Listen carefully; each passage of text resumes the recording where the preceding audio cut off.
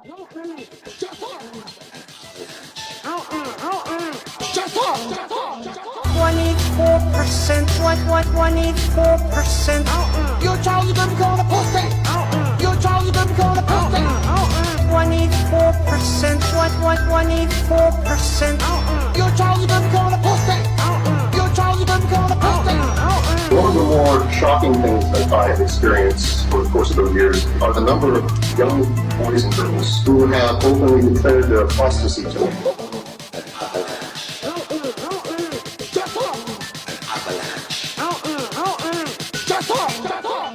24%. What? 24%.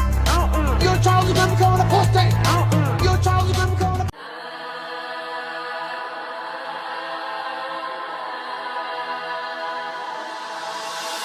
If I were to bring reasonable evidence that the Prophet Muhammad, that he was a true prophet, would you be willing to become a Muslim? How about no? I don't buy your Allah. I don't buy your Allah. No, I don't buy your Allah. I don't buy your no. I don't like your Allah. I don't like your Allah. I don't like your Allah. I don't like your Allah. No. I like Tim Hortons way better. No. Chugging gallons of maple syrup. No. I like Tim Hortons way better. No. Chugging gallons of maple syrup. How about no? I don't buy your Allah. I don't buy your Allah. No. I don't buy your Allah. I don't buy you. No.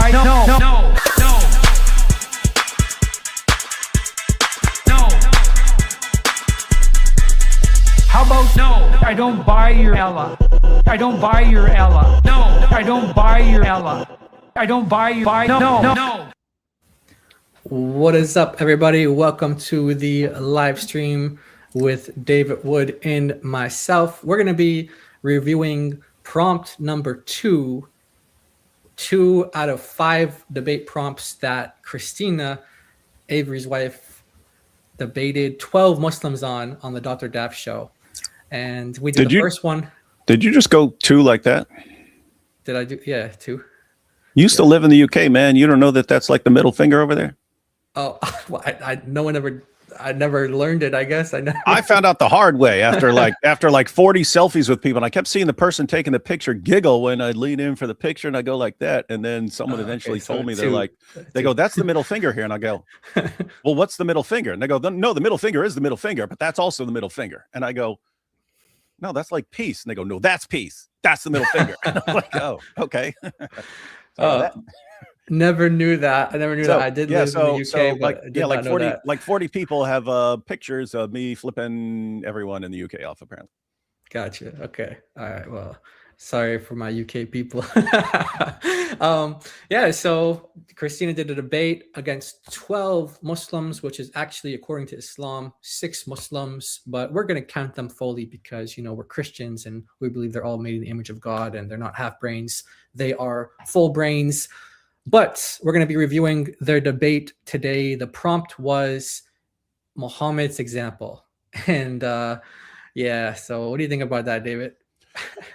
So there were 5 prompts. I've seen 3 of them. We reviewed 1 yesterday, and we did a poll afterwards, and we had Muslims in the chat and stuff like this. We did a poll, and 96% of people said Christina won. And it's because I didn't. And we asked each other, like, seriously, like, what serious objection did they bring forward about whether the Trinity is biblical, right? Like, and we couldn't think of anything. Whereas Christina's point, they actually got it, and they were never able to refute it. So that's just a win on that. But at the end of the day, Muslims are just so confused by the Trinity, and it's so built into them that, like they would still say, oh, well, we showed how confused we are all the time, so that's fine with us. And so that's on that topic. Then on this topic was completely different in that, like, all the Muslims disagree with each other and start undermining everything. And it was endless lies and deflections and so on. But anyway, like the takeaway from this section is Muslims can't agree on anything that has to do with this issue. They all start attacking each other's positions and stuff like that and never actually answer the issue. But then in the The third section, which we'll be covering at 8 p.m. over on my channel, the third section, it was an absolute massacre. I mean, it was a total massacre. It wasn't that the Muslims were disagreeing or anything. And I have absolutely no clue how even Muslims watching that wouldn't be like, oh, Christina just annihilated these guys. You know, their confusions aside and stuff. I have no idea how anyone could watch that third section. But this one is interesting to tons of people because this is the character Muhammad. And as we know, thanks to Muhammad Hijab, when he asked Muslims, hey, Muslims, when you doubt Islam, what is it that causes your doubts? Yes. This is the big issue for them, the character Muhammad, which is not good. Number one issue. And yeah, guys, as David said, we are going to be going live again on his channel in about 3 hours from now. And we're going to be going over part 3. Anthony Roger will be joining us. He joined us last night as well. And so we're planning on covering all of the prompts within the next day, actually. So we'll be on the lookout for that. And I want to say there was someone who gave a bunch of gifted members when I scheduled the live stream, but something about StreamYard, it doesn't actually like log if you guys send super chats or gifted memberships on, like it automatically stars them. If I'm in the StreamYard at the time, it will star them. Or if I'm live, like right now, we're in the StreamYard, so it stars them. But I saw someone did it, but it didn't. I can't give you a shout out because you're not actually on here, but yeah, you know who you are. Ecamm's the same. Ecamm's the same on that issue. You have to be on Ecamm for it to read it. Otherwise, it doesn't tell you. Yeah. So whoever that was, thank you so much for that. You know who you are. God knows who you are. And I want to thank you for doing that. And then, so we got a new member. Thank you so much. And we got 5 gifted members. Thank you so much. And we got a member for 8 months. Wow. 8 months. We've been doing this. We've been doing members for 8 months. Actually, it was actually just, I think it was just yesterday or the day before, YouTube gave me some notification. It said like, this is the 1 year mark of your channel, like the 1 year, since you started this channel. So I think I got that just yesterday or the day before. So pretty cool, pretty cool. We got super chat here, bro. Have you seen what the Ortho Bros doing with Avery on X? What are your thoughts? God bless. Fancy you just brought that up. Yeah. So guys, anyone watching, you ever heard me get involved in the Protestant versus Orthodox versus Catholic stuff? No, I'm not. And I'm not saying it's important. It's very important. It's just, each person in this world has sort of a finite amount of time during a day and a finite amount of time in life. And you kind of have to focus on the things that you believe you're supposed to be doing. So I've always just left that to other people. But yeah, Jay, and by the way, even when the Ortho Bros were going after Avery, saying you're leading people to the wrong church and stuff like that, I didn't say a word. You guys deal with that. Again, I'm not saying it's not important. I'm saying, I don't know enough about the topic to be arguing these things. But 2, I don't really care. I mean, I'm really good friends with Anthony Rogers. Anthony is like diehard Calvinist Protestant who likes to have debates on, what the true gospel and what the true church is and stuff like that. I don't object to that. But I also like the guy I do shows with most frequently, AP, who's Orthodox. I frequently have Orthodox people on the show and stuff. So it's just not my, it's not my area. And as far as I'm concerned, if you're wrecking Islam and preaching the gospel, I'm rooting for you. But on this particular issue, Jay posted bingo in response to Libiano flat out lying about Avery. And it's like, so apparently Jay has it in mind, like when and it reminds me of Sam Shamoon. That's who it reminds me of. Like once he decides that he doesn't like you, he'll just side with any criticism against you. It doesn't matter if it's completely false. But yeah, so apparently Jay is like this. And so I was actually joking with him, right? I was totally joking with him to try and like lighten things up. But I heard he can't take a joke. Now I know Andrew Wilson can take a joke, and Andrew Wilson criticized people who can't take a joke. But I found out Jay can't even take a joke. because he's like, Avery's leading people, blah, blah, blah. And I go, oh, the black guy's the one who's leading people astray, right? So I just took a little jab at him like that. And then he flipped out and blocked me, which was fine. I don't care. I was like, oh, okay, what a baby, little baby. But anyway, yeah, so he then agreed with Libiano, and that I did have a problem with, right? Libiano's a guy who will threaten to grape women who criticize Islam. He called Avery's wife a whore. He advocates violence against Christians, saying that they'll be consciously edited out of existence. So he chooses words. But what's crazy is he'll say it right after. He'll go, yeah, I don't promote violence, but if you come at us like this, then you will be consciously edited out of existence. They all do this, right? Where they say, Yeah. So they officially have it on record, we don't condone violence, but then they'll condone violence. So they all play this little stupid game. But anyway, so he's sitting there agreeing with lies against Avery from Libiano and sharing and promoting them. So I called him on that. And then, of course, oh, so you're saying you want to debate what the true church is? Like, I'm objecting to your behavior. I mean, it's really weird. It's like, and I just pointed out, like, he seems like the type of guy who could just walk out and murder someone. If you say, dude, you shouldn't be murdering people, he'd go, oh, so you're saying you want to debate what the true church is? No, I'm objecting to you murdering that person. Oh, yeah, so he's running from a debate on the true church. Yeah, look at these guys running, won't defend their church and stuff. And it just seems idiotic. And the fans are worse. The online Orthodox, keep in mind, those of you who are watching, I'm not talking about Orthodox Christians. There are plenty of totally normal, sane Orthodox Christians. The online, what we call like the online Orthobros, they seem like as dumb as like Dawa fans. That's what they seem like to me. And it's just really weird. It's just really weird that they would have like the worst behavior, the worst reasoning, nothing. They come at you with nothing but insults, and then it's, yeah, and you have to join our church. It's like, well, if anyone in the Orthodox Church ever wanted to make a case for why I should join the Orthodox Church, that would be what. You guys don't get to say anything because you guys are such lunatics that I wouldn't be able to take anything you say seriously. And I wouldn't trust anything you say. So if you're giving me reasons, I'd be like, I don't trust it. I don't trust this person at all. So anyway, that's that weird situation. Anyway, Andrew Wilson agreed to debate me tomorrow at 7 p.m. So I'm actually going to be late to the second live stream we're going to have tomorrow.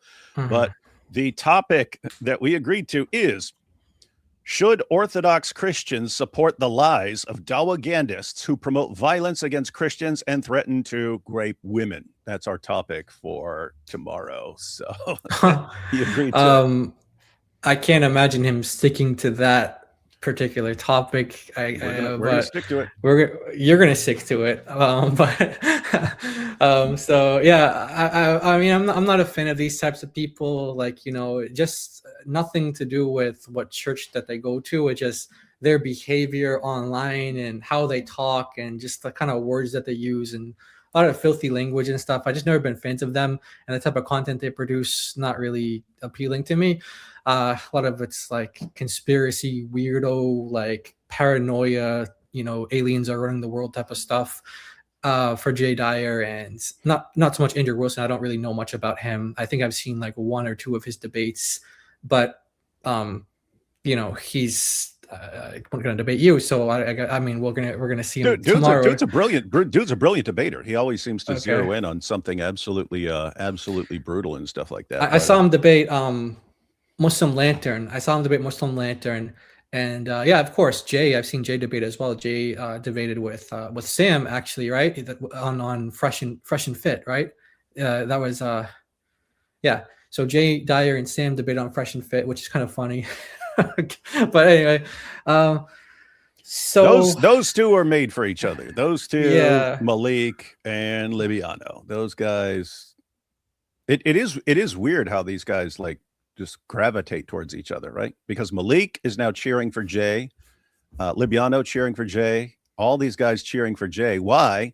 They'll cheer for anyone who's going after Avery. And it's just shocking to me. If I were doing anything in life and Muslims started cheering for me, I would be like, wait, what am I doing here? What's going on here? Because I must be doing something really, really screwed up here. But yeah. Wild stuff, man. So yeah, so this is, from what I understand, this is actually what happened. So Avery was doing one of his regular live streams, and then on YouTube you can redirect your live viewers to like another video or live stream. I'm not sure if it's for a video, but I know you can definitely do it to different live streams. Like for this live stream, I'm going to redirect this one to David's at 8, so that will like automatically direct you guys to that live stream when we're finished here. So what Avery, actually it's not even Avery, it's like his team that does this for him, and so they redirected it to Godlogic 2.0, which is not operated and run by Avery. It's actually Life's channel. And Life was hosting a debate between Elijah Johnson, who, as far as I know, believes in Eastern Orthodoxy. And so he was debating on the deity of Jesus against someone who denies the deity of Jesus. So Avery was having his, viewers go over there to support Elijah, who again professes or believes in Eastern Orthodoxy, as far as I know. And after that debate, Life directed the viewers to another channel, JP, and apparently they were having some sort of debate with an Orthodox guy, and they were debating about Eastern Orthodoxy. And so that's the kind of chain there. So Avery redirects to Life, Life redirects towards JP, and then JP's having a discussion or debate with Orthodox guy. And so Avery is being blamed, and the kind of the claim is that he's now promoting anti-Orthodox like propaganda or something, or he's like attacking Orthodoxy because he redirected to another live stream, which then redirected to another live stream, and therefore he's responsible for it. And so it's sort of the shin bones connected to the arm bone by all these other bones, and so. That's how these like conspiracy people think. They see these links and chains that don't actually exist. It's like these weird connections that they make that nobody else would make. And he kind of attracts a lot of people like that, and a lot of his followers are, of similar mindset. Nothing to say about again, Andrew Wilson. I don't know much about him, so I can't say. But for Jay Dyer, that's what I've observed. So yeah, that's basically what they're saying about Avery. He's promoting anti-Orthodox content, and they're really upset about that. He's not promoting it. Avery, just for the record, Avery does not support attacking any denomination. He doesn't believe in attacking Protestantism, Catholicism, Eastern Orthodoxy, Oriental Orthodoxy, Syrian Church of the East. None of that. He doesn't support attacking or even criticizing any of those denominations. So that's Avery. Now that doesn't mean he's not friends with JP or he's not friends with Life. It just, this is what actually happened, and this is what he's being accused of. So it's a misrepresentation of what happened, and they're saying things about him that are not true.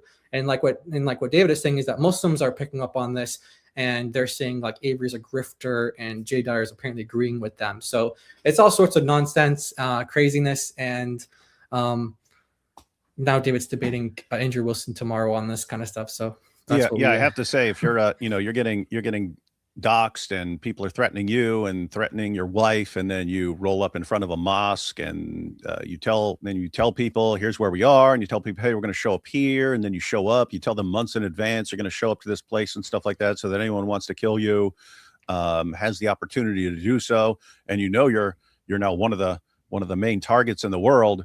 I seriously have a problem with viewing you as a grifter when you're constantly putting your life on the line. That's not grifter. That's not grifter style, right? Grifters are in it just for money. Okay, you're not gonna live a life loaded with big bucks if you get killed. I mean, it's a really ugly accusation, and then for him to agree with him. But like I said, not really surprising with Jay Dyer. Like you said, he's kind of like the Sam of the Ortho Bros, not Eastern Orthodoxy, but the Ortho Bros. And so he's that's just how he is. Like I said, Andrew Wilson, don't know much about him. I mean, not a fan of his language and some of the content he produces, but I don't know much about him. Haven't seen much of his content. So we'll see how that goes tomorrow. David's going to be debating 7 p.m. tomorrow Eastern time, and we'll all see how that goes. All right. Thanks for the gifted member. God bless you. Hey, someone gifted Lazarus. Thank you so much for gifting Lazarus, and thanks Lazarus for the super chat. We got 10. Randy gifted 10 members. So much. Thank you so much for that. Eli. Wow. Big super chat. I love you both. Hey, thank you so much, Eli. God bless you. Appreciate that. And then we got Jack Ray. Jack Ray coming in with 100 gifted subs. gifted memberships. Sorry, gifted memberships. Thank you so much, Jack, Ray, for that. Always giving the big support with the gifted memberships. I'm weak for 3 things: fat, meat, wine, and internet drama. And I'm eating good now, and I'm getting fat tonight. Blaming you, David. Okay. Internet drama. Yeah, well, that's on their side. David is just defending Avery, but if they want to create a drama, then that's what it is. And how do I put this?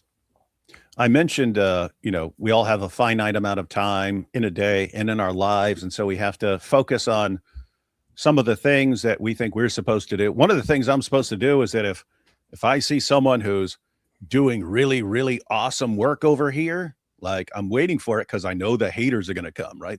Other people are going to attack him. I don't mean the people he's going after. I mean, other people are just going to go after him. And so one of the things I just believe I'm supposed to do is always distract those guys. Like when someone's doing the work, other people come to attack, distract the guys who attack other Christians because they're jealous or whatever it may be. And fortunately, they're usually narcissists. That's why they're attacking people that are doing awesome work. They're usually narcissists, and narcissists are very easy to distract. Yeah. So it's kind of like we all have like different mentalities when it comes to this. Like Avery's the type of person where he's like just gonna starve them of attention. He won't even give them a time of day. He'll treat them like he treats like Malik or something like that. He's just not gonna give him any attention. And then like for me, I'm not like. I think the last time I did this was like with Julie Royce when she went after you. And it's like, it has to be something like that where someone is like misrepresenting, lying so badly. I feel like a conviction to step in and say something. And so normally I don't get involved, but if I feel the conviction to, sometimes I see something is wrong, but I feel like God is saying like, just kind of sit back and watch me handle this, and then God will do it in his own way. Other times I feel like a conviction to say something. So I was actually working on a X post this morning, but this is before I even knew you were going to debate Andrew Wilson or anything. I was just, when I saw everything that was happening, I made like a big X post, and I actually never sent it because I got like distracted with other things, and I never got back to it. But it was like a big comment on the situation. Basically, I just said what I said earlier, but normally I don't like, get involved in these kind of things either. But, when something is done that's wrong and I feel the conviction to say something about it, then I'm going to say something. And so here's an instance where, normally, like I said, I'm not getting involved in this kind of stuff, but I feel like this is a horrible misrepresentation of what happened and who Avery is. And I feel like, I have to defend him on that, because he's not, think about it. If he wanted to be, he's not going to do this like kind of like weird backhanded move where he's like redirecting it to this channel, then that channel's going to redirect to that channel. If he wanted to, he could just go live, and like within like a day, 100,000 people will see some anti whatever content. If he wanted to do that kind of stuff, he doesn't believe in doing that kind of stuff. He's not that type of. That's just not who he is. So to accuse him of that, it's like you're making an enemy unnecessarily, because he promotes a lot of professing Orthodox apologists, and there's a number of them that he has on his channel, and Jadar used to go on his channel too. So it's just very, it's very Orthodox Catholics. Avery kind of seems like me in that sense of like, I've always said I consider myself like Protestant by default, because that's kind of just what you are if you don't join the Catholic Church or the Orthodox Church. But he's also, he seems to be like me. I'm not interested in these debates. You guys do it. You guys deal with that. I'm going after Islam, and I'm preaching the gospel to Muslims. That's what I'm doing. And he seems to be willing to help anyone who's on that same page. And then you get the online Orthobros jumping in there. No, you have to do it this way, and you have to be pointing them to our church, or we're declaring war on you. Yeah. And seriously, the big picture, guys, 2024 was the worst year up until then for Dawa, right? There are too many people catching on and getting involved and exposing their lies. at the end of 2024, we were like, can this get any worse? And we predicted, yes, it is going to get worse. We didn't know how, but we predicted it would get worse. Then it did. They just completely unraveled in 2025. And then at the end of 2025, we said, all right, what are our predictions for 2026? We said, we predict it's going to get worse again. And we had no idea how. How could it possibly get any worse? And guess what? It's been getting worse. So you're looking at this. Dawa's just crumbling. It's imploding, as we're about to see here in this debate. But it's imploding. And whenever you see that, just like Christians going full speed ahead. I mean, we were calling ourselves the Dawa hunters during the trip, because we have to actually hunt down people to try and get them to engage. And it's just, I mean, it's like Dawa's just like falling like dominoes. And so when that happens and other people start attacking the people who are causing the Dawa destruction, it's like, who are you working for here, man? Who are you working for? I'm not talking about who's paying you. I'm talking about who are you really working for when Dawa's crumbling and you come to the rescue by attacking the people who are destroying Dawa. I don't trust you. Not good, man. Not good. You know that God logic is truly doing God's work because of all the attacks on him from the multiple sides. He truly speaks the truth. He truly speaks truth. James 1:2. Yeah, that's another thing as well. Like, it's like when you have all sides attacking you, it's like kind of it's not going to deter him at all if that's what they're thinking. It's only going to strengthen him, and it's going to show him that, okay, he's doing something where he's getting all these enemies of Christ to unite and attack him. So yeah, let's see. David, you haven't streamed with AP for 5 picoseconds. AP's traveling right now, isn't he? He's traveling. Yeah. What caused you to permanently cut him off? P.S. You're a bigger nerd than Mike Winger regarding biology. There's a difference when it comes to being a nerd. If you're learning nerd stuff to make fun of nerds, then that's not really nerdy, right? Yeah. Plus, being known about biology is not nerdy. All right. Thank you so much for that super chat. And then 2025 was the year of the Zoot. Yes. That definitely helped. I mean, it was, 2025 was the year of the Islamic dilemma and the Al-Zut. That's a bad year for Dawa right there. Yeah. By the way, if you guys are on Kick, we are live on Kick right now as well. So if you guys have an account on there or whatever, you don't have to like sign off at YouTube to get on there. But if you want to go on, click follow or whatever, if you guys have it, we are live on Kick as well. So one more super chat, then we're about to get to the debate. Can you make 541 an argument against taqiyya?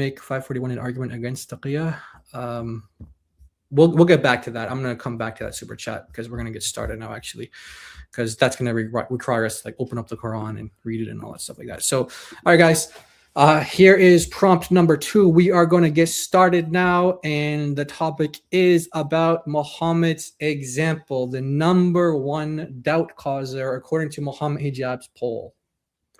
Let's see how this went. My next prompt is: Muhammad is not a good moral example for all mankind.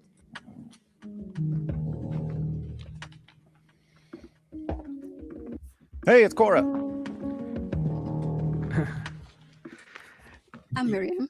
Yeah, I heard that the Muslims weren't happy with the other Muslims, and they wanted Cora to be talking a lot more. So, well, yeah, why? She didn't actually answer. She just yeah. But the Bible that my God supposedly revealed. All right, ladies. So this one's going to be tough, but it's Muhammad is not a good moral example for all mankind. And I hope you guys still like me after this if you do at all, but I have to bring it up.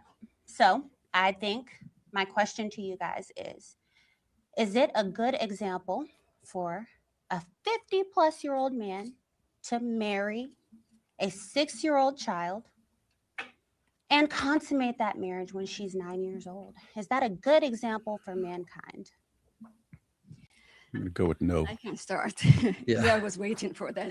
That is the common question that I will hear. I know. Are you sure she was 6?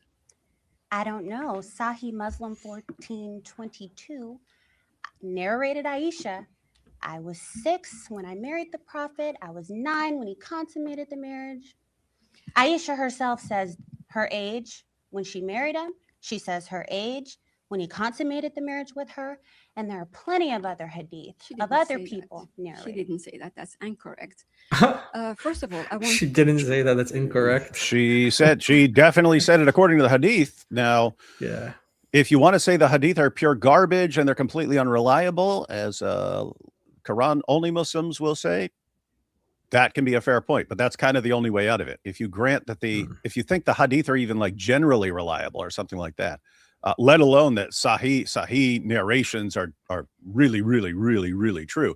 We have over 200. We have over 200 hadiths saying that Aisha was 9. And so the only way out of that is to just say the whole methodology is screwed up. And by the way, I allow that. If I'm talking to a Muslim and he says, dude, and I say, hey, you think Muhammad is a really good guy? What about this? And if they say, oh, the hadith? No, that's just garbage, man. That was made up. That was made up later on to justify anything anyone wanted to justify and so on. I'll grant. I'll say, oh, okay, if you think the hadith are garbage, but how then do you say Muhammad is a good guy? We don't know anything about him because your historical records are garbage. So exactly. So guys, this is the point that the Quran says virtually nothing about Muhammad. It mentions him 4 times, but you know nothing about him, like nothing biographical about him. You get that stuff from outside of the Quran. And if this woman here, I don't know, she could be someone that affirms like certain hadith that are just like, that she likes or something, but there's no like methodology behind it other than this is what I like. But in general, so you have like these people that are like her who then say that, yeah, Muhammad is a good moral example for all mankind. And then you ask, okay, well, where do we get to know about who Muhammad was? Because the Quran doesn't really tell us anything about him.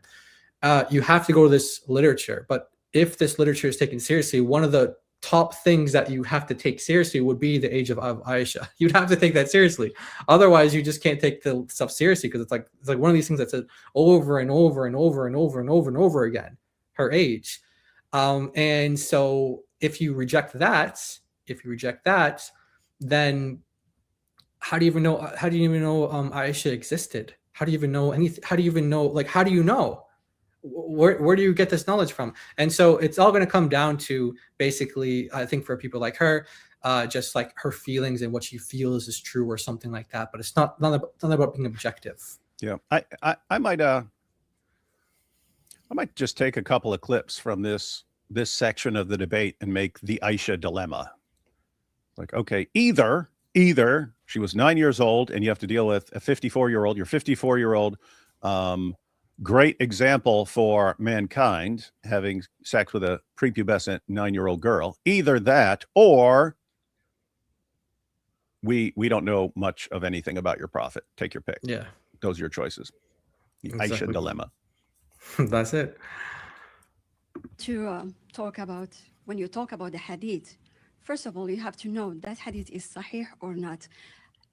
Sorry, I know I just paused it, but I just for her to say no, Aisha didn't say that.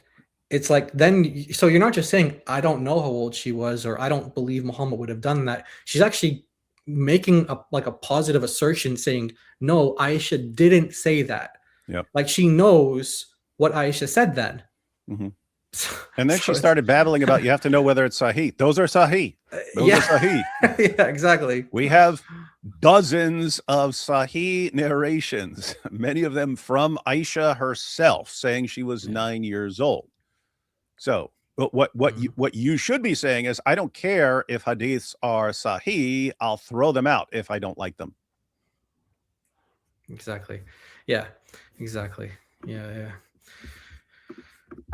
Plus, you have to know who says that, because when the an'ana, which is like someone tells someone, that is not correct.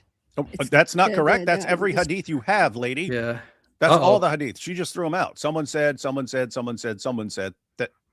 the hadiths. David. What? You know how yesterday we had someone join us? We were during your live stream. Mm-hmm. Yeah. Hadith. Hey, what's up, man? What's up, AP? What's up, man? How you doing? Hey, where you Good, been, man. man? People were just asking about you. Yeah, people They are just said, talking trash, saying David and AP must be at war because they're not doing shows together.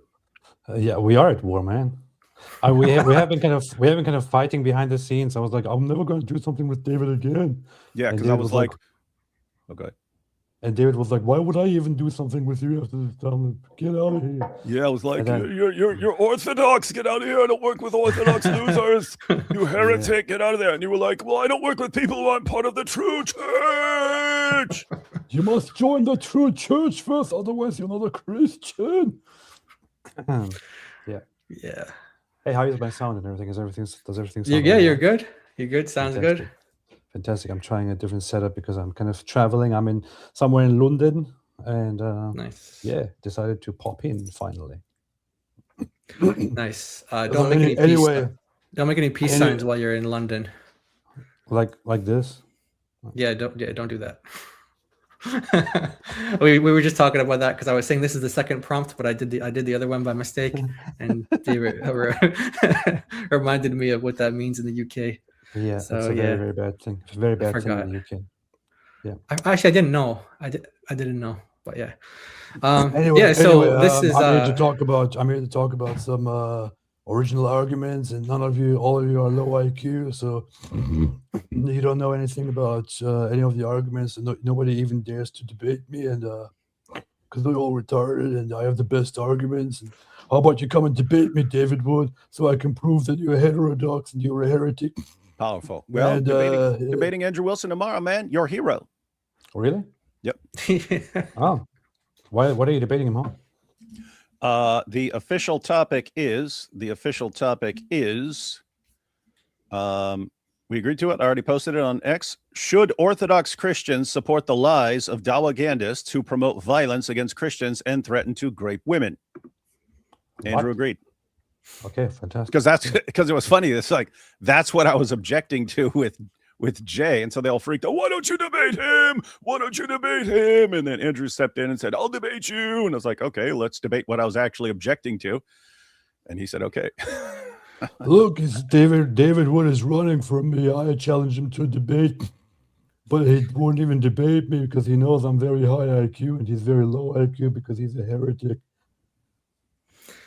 I still don't get how he's going to defend that position for the title. But I think he just agreed to it to get on there, and he's going to say, "All right, let's debate the true church." I'm going to say, "Not stop." Yeah, agree to you, man. that's what I'm thinking. Yep. That's what I'm thinking. AP, did you see this debate yet? Which debate? This one. I didn't. I was going to check it out, but I have not had the chance to check it out yet. So. Okay, yeah. So there are 5 prompts. So there are 5 topics within, and they're each about 20 minutes. And this one is on whether Muhammad is a good moral example for mankind. And Christina led out with Muhammad and Aisha. Yep. And this woman says, "Do you really know she was 9?" And Christina responded, "Well, in the hadith, she said she was 9." And this woman said, "But you have to know that it's sahih." And then she had a bunch of word salad. So that's where we're at. Wait a minute. When in the world did you set up a debate with Andrew? Did that just happen today? Yeah, like an hour ago. What? Yeah, I just found out too. So actually, we all found out together. We're debating at 7. Follow David closely on X. Other people might have known, but that is very, very interesting. Very interesting. Did you talk at all about what channel is that going to be on? By the way, what channel is that going to be? That's on? just going to be on my channel. He's going to show up. Okay. Really? Yep. Oh. Okay. Well, despite all the fighting that has been going on today, I don't know if you guys talked about it, about everything that's been kind of happening today. Andrew Wilson is, I really like the guy. I have many disagreements with him and all that, but I think he's a genuinely good guy. So I think with him that you can find reasonably good common ground. Although he's, he likes to fight a little bit in public, but he's actually a very good guy. I cannot say the same thing at all about the other guy that caused most of the problems. So, yeah. Too late. Yeah, it's already going down, man. The ship has sailed. Battle has begun. AP, pick a side. What? I'll just have to side with the Orthobros because they're my same church. No, it's the true church, and if you're not part of that, then you're a fake Christian and a heretic and all. Oh, by the yeah, way, AP, do you see the yes. hotel that's behind me?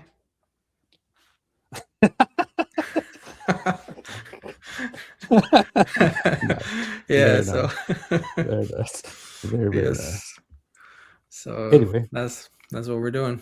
That's what we're doing.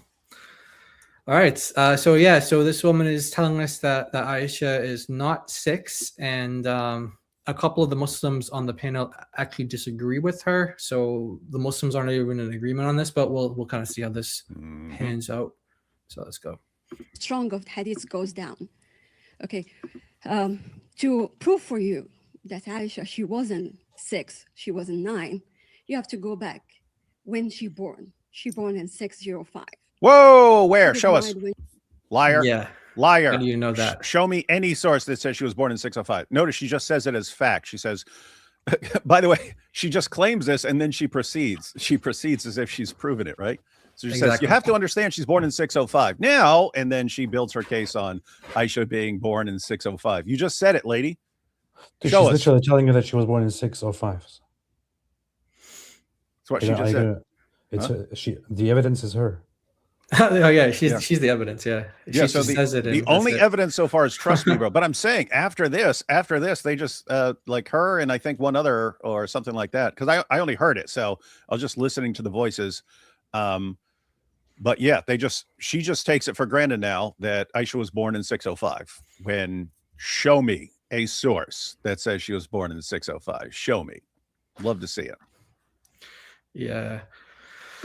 All right. Let's see how this goes. So Aisha born in 605. She is 624. If you count it, she was 19. The Arabs. Wait, did AP just? Oh, there he is. Oh. In that time, when they were referring to the ages, there was, and if I say it in this time, they were saying she's in 20s, that she was in the 9th, she was 19. She gets, if there's another things to prove for you, if she was 6, as you're saying. Oh yeah, I've actually heard Muslims say that before. They say that like when there's this like they drop like the first digit or something like that, so it's like she wasn't really 6, she was 16. She wasn't really 9, she was 19. There's no evidence for that at all. No, none, zero. It's something that people made up specifically for this issue, right? To respond to this, and someone just made it up, but people will use it. But notice what she just did there. So she goes, her first proof is that Aisha was born in 605 and then, got married at 624. So she was 19. And now she's saying the next proof. So now she's got more proof. Okay, let's see. Well, here's the thing. I mean, she does have a point. Things were different back then. For example, the Quran and Muslims refer to Muhammad as a prophet.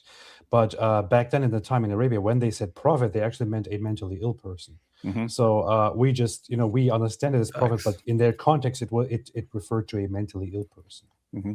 That's true. Yeah, true and story. something else that's AP said it, so it's true. So, and something else that's a little weird is when you have 200 sources saying that she was 9, and you say, nope, I think all of those are wrong.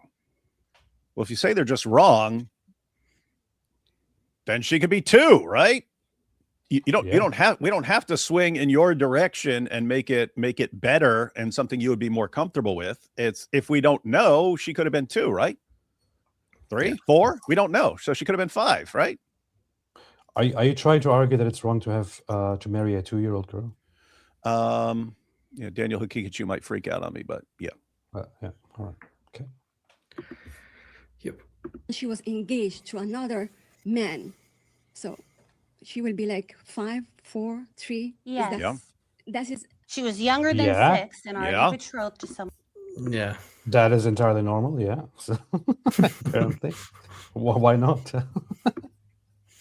Yeah, I mean, if she's gonna get married at 6, then what's crazy about her being engaged a little bit earlier than that? It's she's already assuming by making this argument that, of course, it is not normal to marry a little girl at that age. So, therefore, she was already engaged before, so she can't have been that. It's a whole fallacy.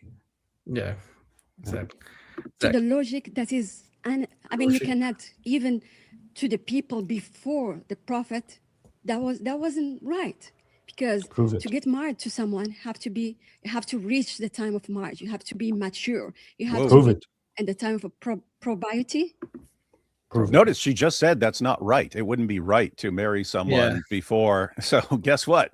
She just agreed it would be wrong. So you could put this as a hypothetical. She agreed with, if someone has sex with a 9-year-old girl, it would be immoral and you should not take him as a moral example. She's already agreed with that. She's just arguing that Muhammad didn't have sex with her when she was 9. And so it's basically a weird situation, because you do have Muslims who are going to defend, no, she was 9 and it's fine. Well, guess what? You put them together. So you got some of the Muslims agreeing that Aisha was 9 and some of the Muslims agreeing that it would be wrong and immoral if he had sex with a 9-year-old. You put all the Muslims together, you get, don't follow Muhammad. Nice. Yeah. It's kind of like yesterday when they were trying to deny, or Cora was trying to deny Matthew 28:19. What she's doing is she's implicitly admitting that, okay, if that is actually legitimate, which it is, there's no reason to believe it's not. All the evidence suggests that it is. But she's saying if it is, then, well, that proves the Trinity. So she was trying to say that it's not original, and we went over why that's nonsense yesterday. But it's the same thing here. So if Muhammad did do this, then he'd be immoral. That's what she's saying. Yeah. So how that will happen if it is, I mean, it does not, I mean, in the Islam to marry someone have to be a mature, have to reach the marriage age, which is she will be able to be a. Yeah, that's not true. Says where's she getting this from? Book of Trust Me, Bro. Responsible, I mean, woman. Okay, I have a couple questions for you. So is your rebuttal that Aisha didn't narrate Sahih Muslim 1422b and say herself that she was 6 and 9? Are you saying that this Sahih hadith is inaccurate? Are you saying that we cannot trust the narrations of Aisha? Because I think that puts a lot of hadith in question. I'm not going to see. I'm not. Yeah. By the way, so I was just reading something on this the other day. It was like giving like the top 6 narrators of hadith. Abu Hurairah is always the top one. Then there's some disagreements in other places, but Aisha is like right up there. She's like 2 or 3. Like, so it's like if you're gonna take her out and not trust her, then you're gonna lose a lot of your religion. Half your religion you're gonna lose if you get rid of Aisha. Going to trust the narrative of Aisha, but I'm not going to trust someone, as I said, Sahih, Bukhari, or Tirmidhi, or Muslim. Those people, they came 200, 300 years after the Prophet, the time of the Prophet. So if Mr. Sahih Bukhari. Yeah. So she's basically saying that you can't know anything about Muhammad or Aisha. Yep. Yeah, that's what she's basically saying. Fine with me. On that time, they was just collectors of the stories. So I will come today and you ask me for someone, something happened, for example, in DC. Someone tell me, oh, something happened there. What do you know about it? I will just say something. I mean, we don't even remember what we ate yesterday. So this is so funny. I remember exactly what I ate yesterday. People realize this, right? She's refuting her own point by saying this. She's completely refuting her own argument by saying this. She's saying that we cannot trust what Bukhari says about the age of Aisha, because these people are just collectors and all that. But when she tries to refute her age and appeals to how her age was actually defined and that she was engaged before and all that, she's also appealing to these very same collectors. So we cannot trust them, but I also need to appeal to those collectors to refute the idea that she was 9 years old. This is she's refuting her entire position completely. So funny. Yeah, and here's a hadith on the screen, and I use the Darussalam edition because they actually have the chapter heading, and they don't include those on sunnah.com. They just include like the 5133, as far as I recall, unless they changed it or something like that. But here you actually have the chapter heading and stuff from Bukhari. But notice it's chapter, giving one's young children in marriage is permissible. That's Sahih Bukhari. By virtue of the statement of Allah, Surah 65, verse 4. And for those who have no monthly courses, no monthly menstrual cycle, i.e. they are still immature, and the iddah for the girl before puberty is 3 months in the above verse. The iddah is the waiting period if you marry a girl, have sex with her, and then divorce her, how long does she have to wait before the next guy can marry her? Even though, notice it's talking about prepubescent. And as an example of marrying a prepubescent girl, we have Sahih Bukhari 5133, narrated Aisha. It's Aisha narrating that the Prophet wrote the marriage contract with her when she was 6 years old, and he consummated his marriage when she was 9 years old, and then she remained with him for 9 years, i.e. till his death. So this woman's response seems to be, these are hadiths. They're Bukhari's 2 centuries after the time of Muhammad. It's all, I got it from so-and-so, who got it from so-and-so, got it from so-and-so. So one big game of telephone, therefore can't trust it. She wasn't 9, she was 19. But you have to wonder, how are you getting 19? How are you getting she's born in 605? One, you don't have a source that says that. But 2, the only way you could establish that, and Christina's going to bring this up. She's like, okay, well, how do you know anything about these battles and stuff like that? It's the same sources. You're dealing with the same sources. The same sources that say she was 9 are the sources that you'd have to use to build a case for anything else. And they don't say what you are claiming they say, and yet you have to appeal to them. What she should be saying is, we don't know anything about Muhammad. That would be the honest response. These sources are late, so we just know next to nothing about Muhammad or his time. Notice how this is exactly what I said, but David is just repeating what I said. We're going to keep saying it. And we said it beforehand. I said I'm going to make a video called the Aisha Dilemma, where you either have to grant what these 200 hadiths say, or you have to say it's all garbage. The entire methodology is screwed up and we don't know anything about them. I agree. Something that happened after 200 years. I agree with you that when you're playing a telephone game, I can't remember who described the hadith that way. Was it you? Yeah, it was. Oh, okay, I'm so sorry. But that things can get distorted. But you have multiple authentic narrations that say she was 6 when she was married to him, and 9 when he consummated the marriage with her. So if the only rebuttal is all of these authentic chains of narration, all of these sources that confirm what her age was when these things happened, we're rejecting those. And if we're rejecting those, then what's the point of having any hadith at all? I would like to comment on that. Yes. This is really multi-layered. So you have to deal with history. You have to deal with the people's environment. Whoa! What was whoa! Whoa! Whoa! Whoa! Whoa! Whoa! Whoa! Whoa! Whoa! Whoa! Whoa! Whoa! Whoa! Whoa! Whoa! Whoa! Whoa! People might not have caught this. I don't know why I just caught it. I don't think I caught it. You didn't catch it. You did not catch it. Yesterday. I mean, it's the same day for them, but it was yesterday for us when we watched it. This is the woman who said, if you try to explain the Trinity to a kid, it's going to be, layers and layers and layers, and that can't be from God. And she just goes, hey, right here, this is multi-layered. It's multi-layered. Oh, yeah. That's funny.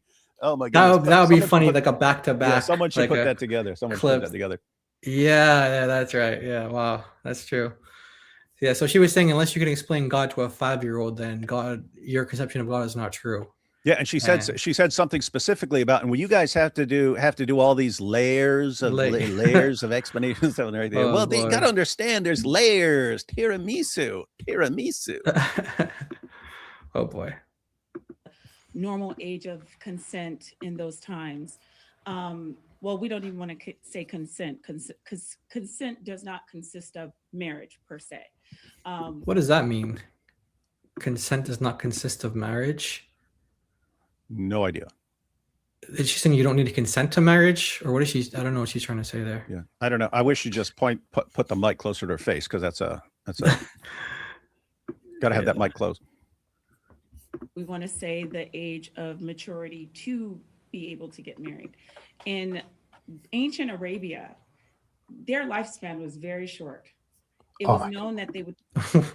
Is that why was their lifespan short? Was it because that's stupid?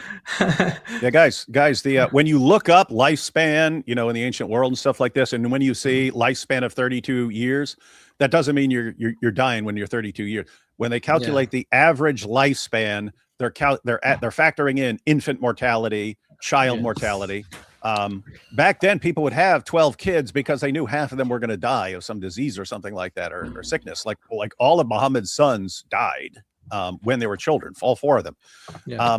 So that's just really, really common back then.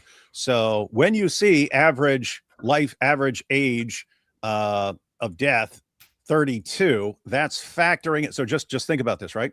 If you have one person who lives to 70 years old and one person dies as an infant, well, the average lifespan would be 35 years, right? Someone dies as an infant, 0. And if someone dies at 70, you say the average lifespan, 35. And then people think, oh man, you better live life quickly because you're only going to live to 35. No. So what happens is when you factor out the infant mortality and the child mortality and stuff. In other words, if you survive childhood, all of a sudden your life expectancy shoots way up. So this isn't a case of Muhammad going, oh, I'm 54, but I better jump on this girl real quickly because she's only going to live till she's like 30 or something like that. So I need to tap that real quick. No. And Aisha lived until she was old. Do you guys know how old Aisha was according to the records when she died? She was in her mid to late 60s. Mm-hmm.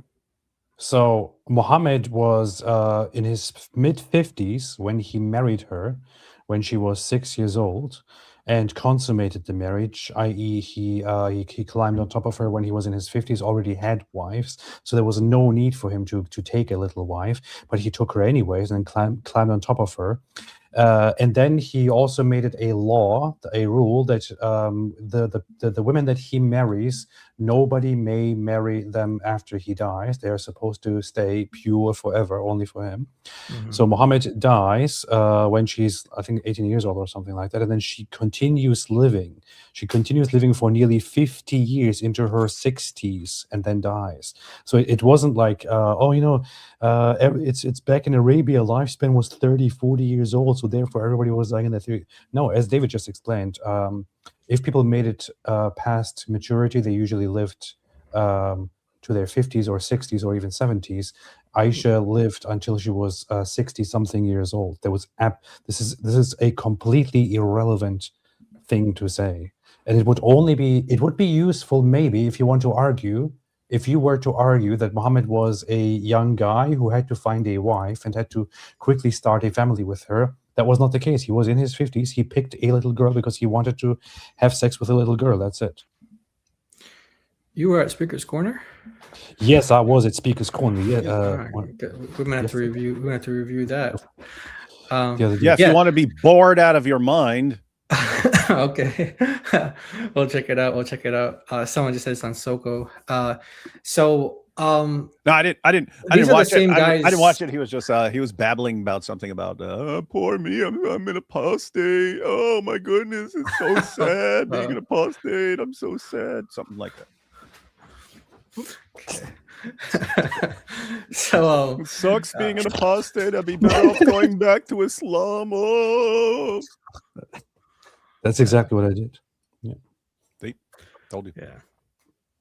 So by the way, these are the same people who say that that Aisha's sister died when she was like 100 years old or something like that. So they're trying to convince you that like everyone was dying when they're like 25 or something. But then you're like, oh yeah, how we know Aisha's age is because her sister died when she was 100. And so that you do the math, and Aisha was this age, and then you do the math, and she was this age when she married Muhammad. So it all kind of breaks down this inconsistency. But yeah, this lady, she already contradicted herself from yesterday because this is very multi-layered and very confusing. Layers. It is kind of messed up that you guys keep, blaming that guy for just, going after. Everybody makes mistakes. He wanted to rape a child. What's wrong with it? Yeah. Yes. He's only human. Send their children off to other places so that they can increase their lifespan. In those days also, depending on your environment, your period would come earlier or later, depending on where you live.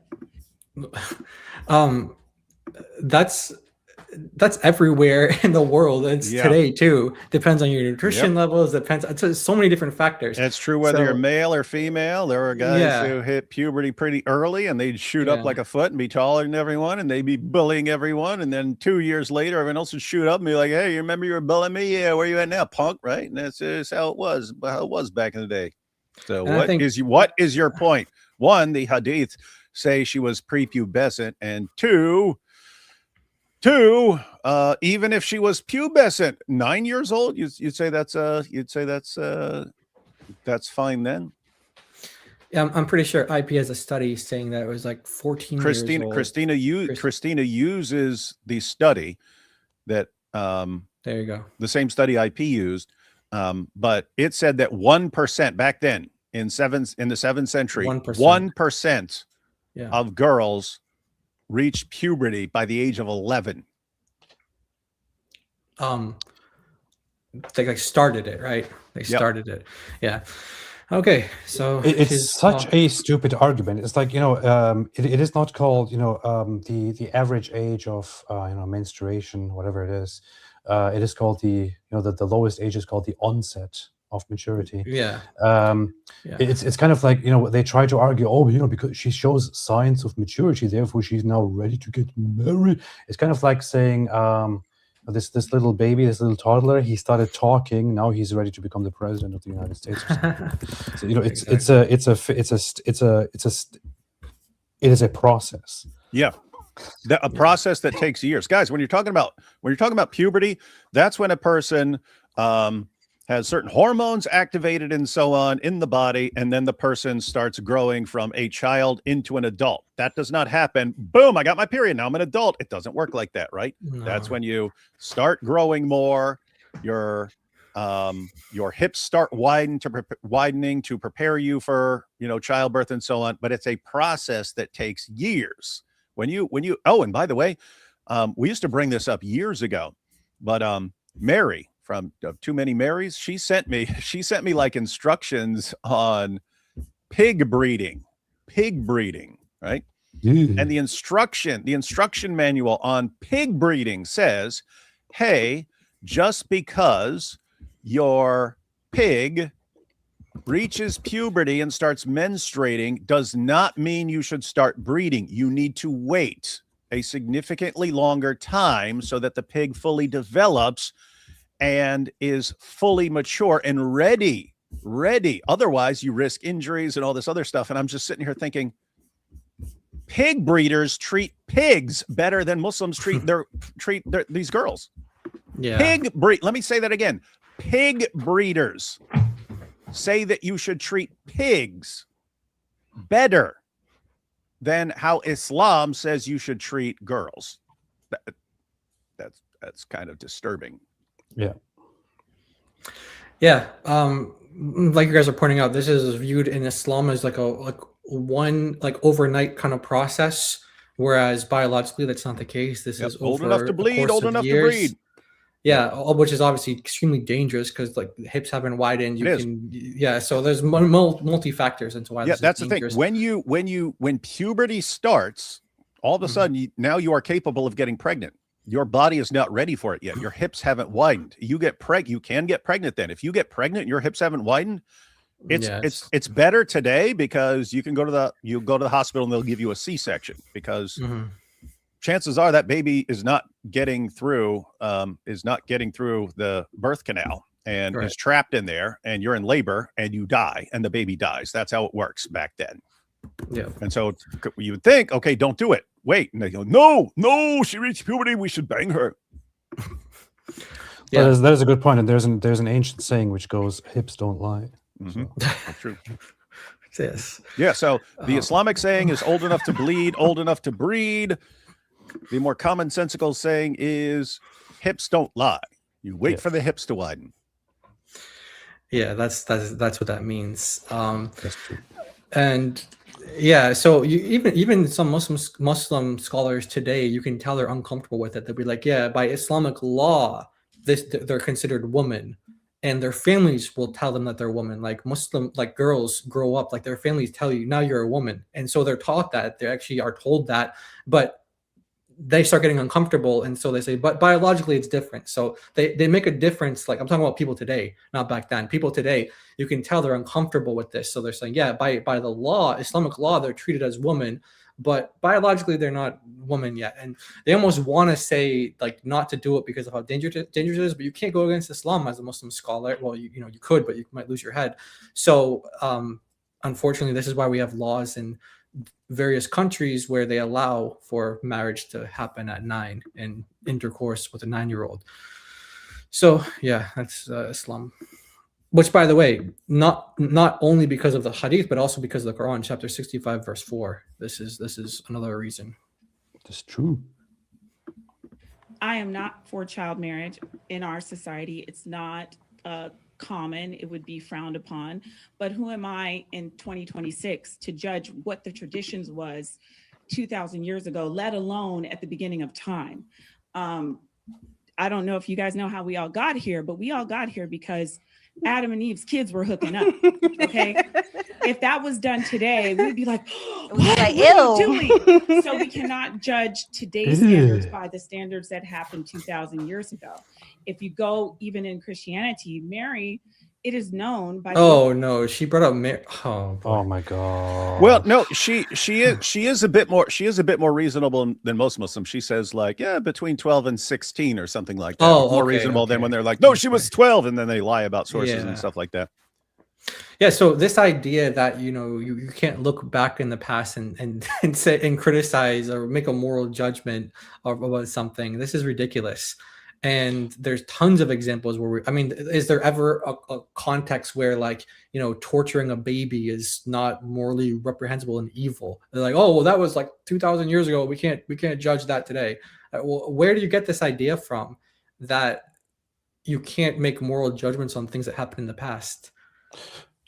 Well, you hear what she just said. She said that it is frowned upon today, so I don't advocate for it, but I also can't make judgments. She's not saying, in case unless I missed it, she's not saying that it's outright evil or anything like that. Right. She is saying that you can't do it today, and I don't advise doing it because it's frowned upon and all that. But at the same time, she makes an excuse for Muhammad, the perfect example for all mankind, who brought the perfect morality that Allah gave him. So she is thereby basically insinuating or indicating or implying that it's actually totally fine for a 50-year-old man to marry a little girl. It is just right now, under the circumstances, not advisable because you would get in trouble, which is pretty messed up. Wow, Hope she doesn't have a daughter. But I know she's the one who said she has like 12 children. She has 12 children. Yeah, so Colossians that she was between 12 and 16 years of age when she became pregnant with Jesus. Now, yeah, but she's a virgin. She's a virgin. Okay. It doesn't matter if you say, oh no, she was it wasn't 12, she was under 18. She was still considered, which would be illegal to this day and standard. It would be illegal for God to perform a miracle because she was a virgin. No matter how old she was a virgin. Mm-hmm. There's no intercourse here involved. So this is not even analogous. Did she bring up Rebecca too? No. Oh, well, I don't know, but I don't think so. Okay.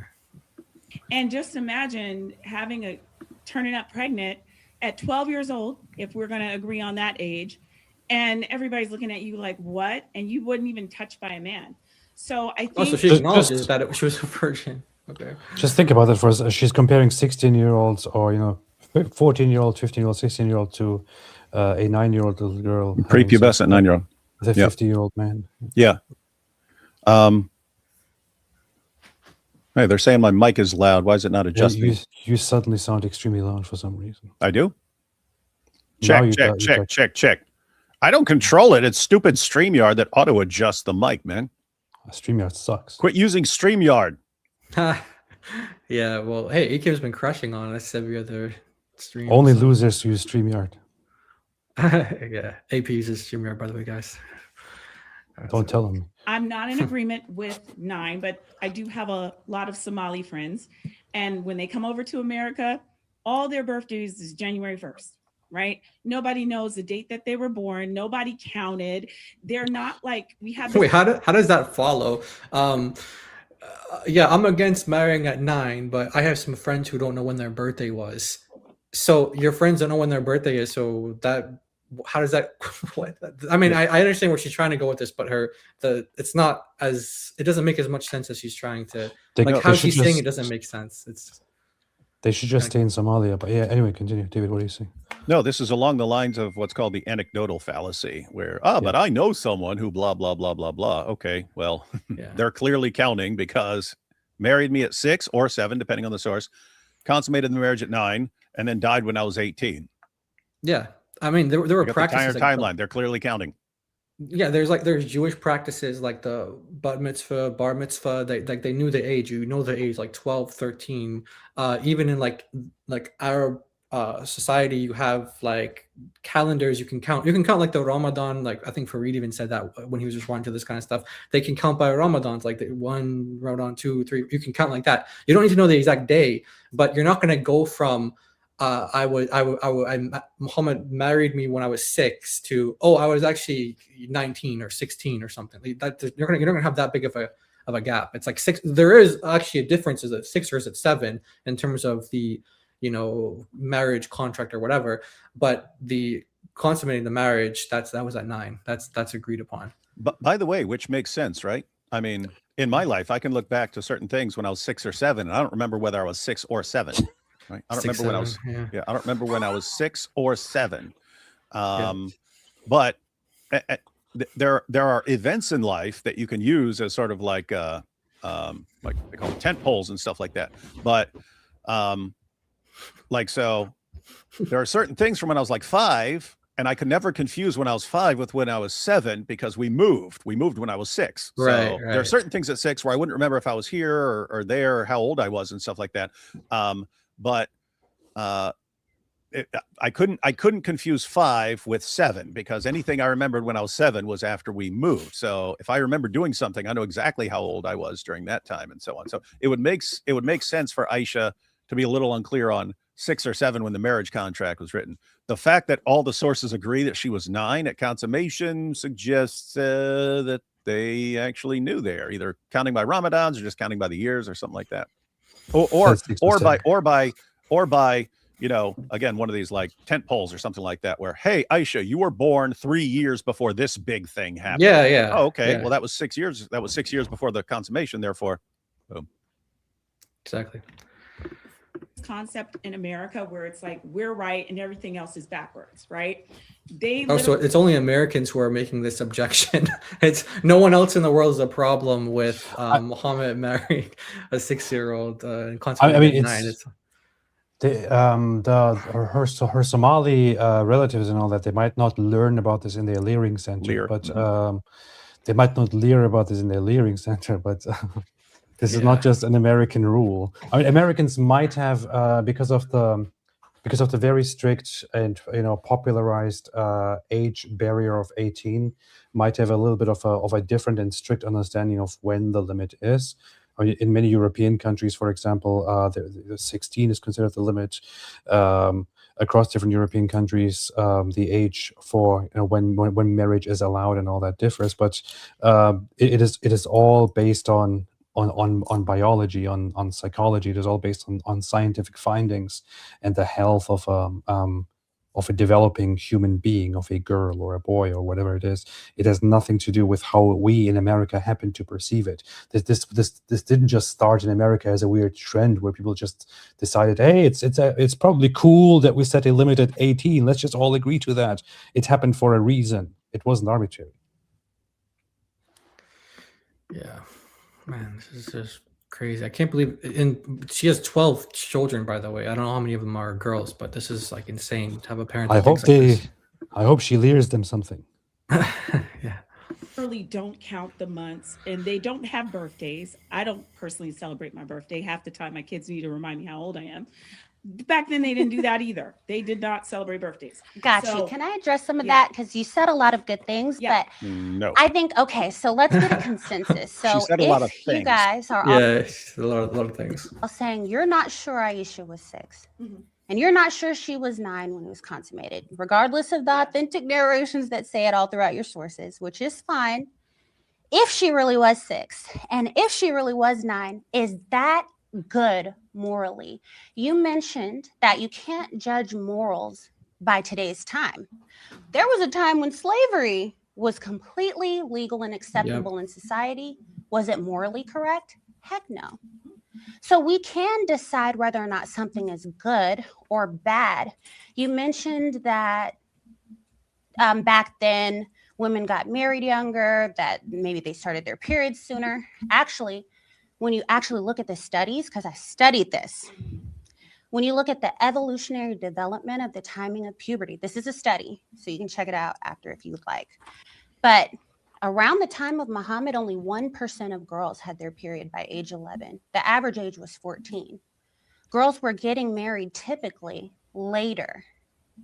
And if a girl is getting married that young, at 6 years old, and the marriage is being consummated with her when she's 9 years old, if this is true, since there's dispute on whether or not you guys believe that this is authentic, can I ask you guys, maybe you too, if it's true, is it morally correct?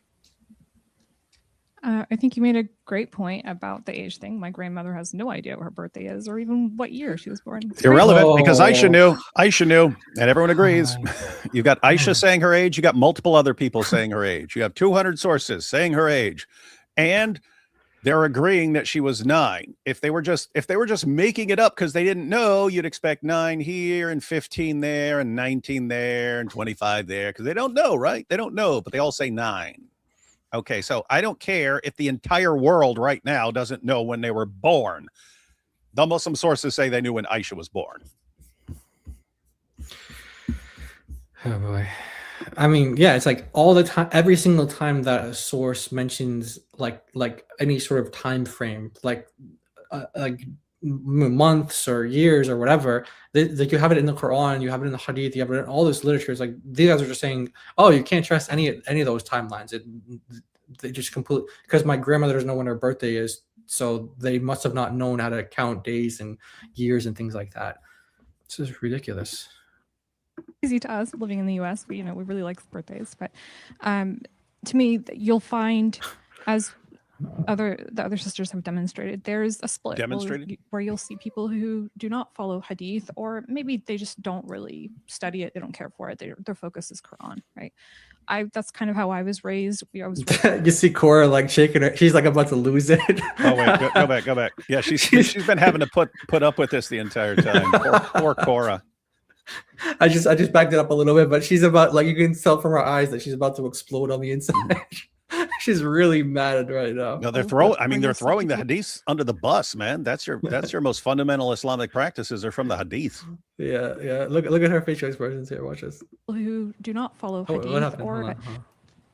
I think you made a great point about the age thing. My grandmother has no idea what her birthday is or even what year she was born. It's crazy to us. You see her like tweaking out. She's like really upset. In the US, we really like birthdays, but to me, you'll find blinking really fast like that. Oh yeah. The other sisters have demonstrated there's a split where you'll see people who do not follow hadith, or maybe they just don't really study it, they don't care for it, their focus is Quran, right? That's kind of how I was raised. I was raised on Quran. I was raised, being a good person. I actually grew up in the very Christian southern south of Alabama. And I would like to add, we are very similar in religion when you're kind of in the Bible Belt area. But back to your prompt. No, I won't say it. Yeah, I won't say it. None of that matters to me because I know my religion, and I know there's always going to be these inflammatory prompts that everybody wants to throw at us. You knew saying it. I was terrified, right? And this is why. Hopefully, y'all don't beat me up after. This is why I think a lot of sisters didn't show up, because these are like questions we're tired of, right? Interesting. And why? She really wants to jump in there. Yeah. She might jump in here. Yeah, the funny thing is that these questions often come up because Muslims have the tendency to go on and defend it. I mean, if Muslims accepted and said, you know what, you're right, This is all wrong. This shouldn't be happening. This is actually morally bad. And we denounce this. Of course, they would have to leave Islam if they do that. But if that was the case, then this discussion would no longer come up. But this discussion comes up because Muslims keep on insisting that their morality is perfect and that it's completely fine for their pedophile prophet to do these things. So And simultaneously, think about this. They're constantly bragging, Islam is the fastest growing religion because of birth rates, but Islam is going to take over the world. It will enter every household. And we have Muhammad, who is the perfect example for all mankind. You say, okay, how are you saying he's the perfect example when he had sex with a 9-year-old girl? Oh my goodness, why are you bringing up all these topics? Oh my goodness, why? What's wrong with this? I don't even like this. All right, then shut up then don't say your prophet's the supreme moral example for people. But why are you attacking us again? We always have to talk about it. Why can't you just let us believe in our religion in peace? No, wait. Hold on a second.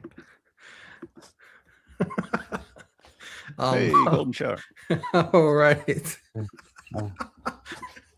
Okay. All right. He's had that for years. He's had that for years because he had that in response to hijab back in the day. This intermediary, this conduit, what I shall refer to as the informant. Yeah. This conduit.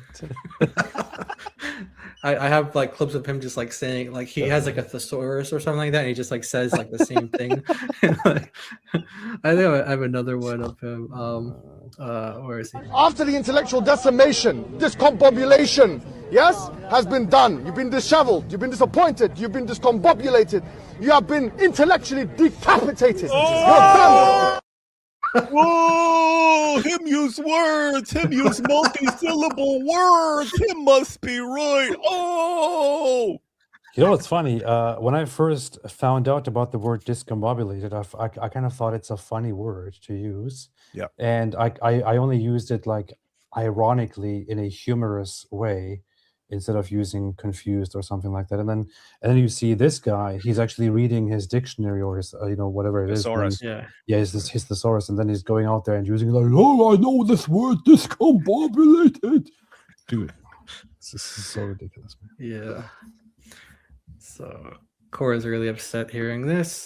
She's about to throw hands. Look, she's about to do this. And this is why Hopefully y'all don't beat me up after. this is why I think a lot of sisters didn't show up, because these are like questions we're tired of, right? Interesting. And we know. Oh, so she's saying that's, by the way, there were supposed to be 20 Muslims. So she's saying, so there only ended up being 12. She's saying the reason why 8 of them didn't show up is because they didn't want to have to defend Muhammad. And I'll just say, I mean, I brought this up many times before. If you really think this guy is the prophet for all mankind and that the evidence shows it, you have to deal with this stuff. And the fact that you don't want to deal with it, it's like, well, do you really not believe that you can defend this stuff? Do you just not believe it? If so, why are you following this guy? And so what we see is these women are bewildered, they're confused, they're perplexed, puzzled, muddled, baffled. Yes, they're disoriented, disconnected, flummoxed, befuddled, flustered, at sea. They're nonplussed, they're bemused, rattled, perturbed, unsettled, at a loss, phased, agitated, mystified, upset, dazed, stumped, confounded. They're embarrassed, troubled, uneasy, ruffled, discomposed, addled, bamboozled, clueless, dumbfounded, all at sea, disturbed, fuddled, distressed, taken aback, shaken, jittery, unnerved, abashed. Can you imagine if hijab was doing this? The whole crowd would be going, "Oh my goodness, this is so great!" Words, yes, amazing. Yeah. All right. Yeah. So she's got like the "if looks could kill" eyes right now, so she really is not happy with this. Let's see. I think she think she jumps in now. She does at some point. Based on calculations of certain wars and certain people's ages at the time. Scientifically, she was at least 19. Scientifically. Yeah. Scientifically, she's like, and we go by logic, and then everything was just gibberish. And then she says, scientifically, what scientifically? You're crazy. making this up. Scientifically, we can conclude she was 19. Based on what science? Based on what science? Not hadith science, dear. Yeah. And certainly not on history. So what do you even mean by science? So you have 20 women invited, and 8 of them are discombobulated. The 12 show up there disheveled. Yeah. And they know very well that people are going to complain about the poisonous, injurious, destructive, noxious, detrimental, dangerous, adverse, hostile, insidious, ominous, menacing, contagious, malignant, venomous, baleful, hurtful, mischievous, poisonous, adverse, and unhealthful and unwholesome behaviors of Muhammad. Yeah. That's right. That's right. Yeah. So to me, the game of telephone, we've all played it in middle school or elementary school. You start with one thing, we all whisper in each other's ears. At the end, it's completely, wildly different. So to me, I focus on Quran. Based on these calculations, and I think so the original telephone was Aisha saying, I was 18 or 19 when Muhammad married me, and that somehow got its way to 9. That's how the telephone game worked in her school. we've all seen it because, like you said, it's just a question we're sick of. We know that she was at least 19, and we also, even when there's doubt, we trust that our religion does not condone. Well, here's the thing. We trust religion does not condone it. Yeah, we trust. Okay. And think what she really means by that. I've been told that my religion is good. I know this would be bad. Therefore, we trust our religion. That what's your religion based on? It's supposed to be based on the Quran and the Hadith, right? And you're saying no, Hadith's gone. Bye bye. I mean, I know for a fact that Aisha was actually 2 years old when Muhammad had sex. Yeah.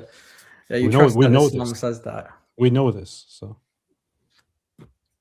Yes, true story. Thing like that, right? Interesting. I want to address some of the things you said. You said that you know that she was at least 19, and you said that you use science with the times of battles or science. Sorry, not science. Historic. History. Yeah, history. All right. And so where does that historical information come from if not hadith? I was going to touch a bit differently because I do believe in the hadith. And I do believe that Aisha radiallahu anha, Oh, she derailed marriage that. was contracted at Yeah, she jumped. She's like, she got a chance to jump in. So here's Cora, guys. This is one of Malik's girls that he tells her how to dress and stuff like that. And she's not going to disagree with the other Muslims on the panel. And we'll see what happens. 6 and consummated at 9. However, if you believe the narration where she herself attests to it taking place, the contract at 6, or the equivalent for you would be betrothal at 6 and consummation at 9, then we should also... Wait, didn't we hear betrothal pronounced some other way recently? Yeah, that was Sheikh Uthman who can't pronounce it. He was saying Betrothed or something. betrothed or betrothed or something like that. Betrothed. Yeah. Yeah, that's his thesaurus. He It's was like going, just saying "Yes, things wrong. Yes, so she was betrothed. Blah blah. Betrothed. She was betrothed and betrothed and bethrilled. Oh yeah, that's where she herself attests to it taking place, the contract at 6, or the equivalent for you would be betrothal at 6 and consummation at 9, then we should also remain consistent because we have a hadith where Aisha radiallahu anha explicitly states not only that when she hit the age of 9, she became a woman, but the people around her, when they hit the age of 9, they would become women as well. So she's attesting. Wait, what? to historic- Whoa. So if you accept this narration that Aisha says that she was 9 when they consummated the marriage, then you have to accept another. She just said it. She said when a girl's 9, she's a woman. Yeah. According to the hadith. Yeah.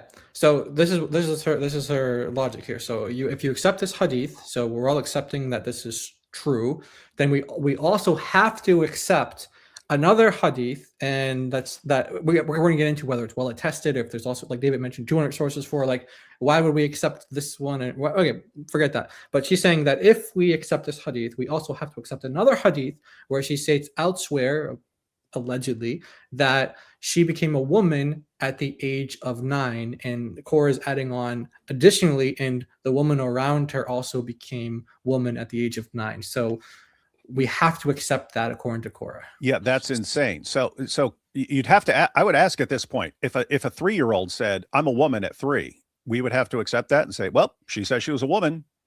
She said she was a woman at 3." Little 3-year-old says, I got my easy bake oven. I'm a woman now. You say, "Oh, well, she says she's a woman. We can marry her off." I mean, seriously. Or what if you have a little girl or she's a little boy? You know, is Cora going to take her to the doctors and go to some surgeon that will? Oh yeah. I mean, the trans community will absolutely love Cora right here. Yeah, Cora's saying whatever you say you are, that's what you are. If you're 3 years old and you say you're an adult, well, by golly, you're an adult. Can send you off to battle if you're a boy.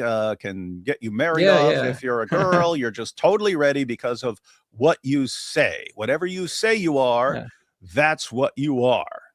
Yeah, I mean, you both have children. When they're little boys, they say, "Oh, they're playing. I'm an astronaut right now, or I'm a firefighter right now. I'm a soldier." Right now. Does that mean you could just send him off? Send him off to a spaceship or something? Send him to space. Send him off to war. Says he's a soldier right now. He's got his Nerf gun. He says he's a soldier.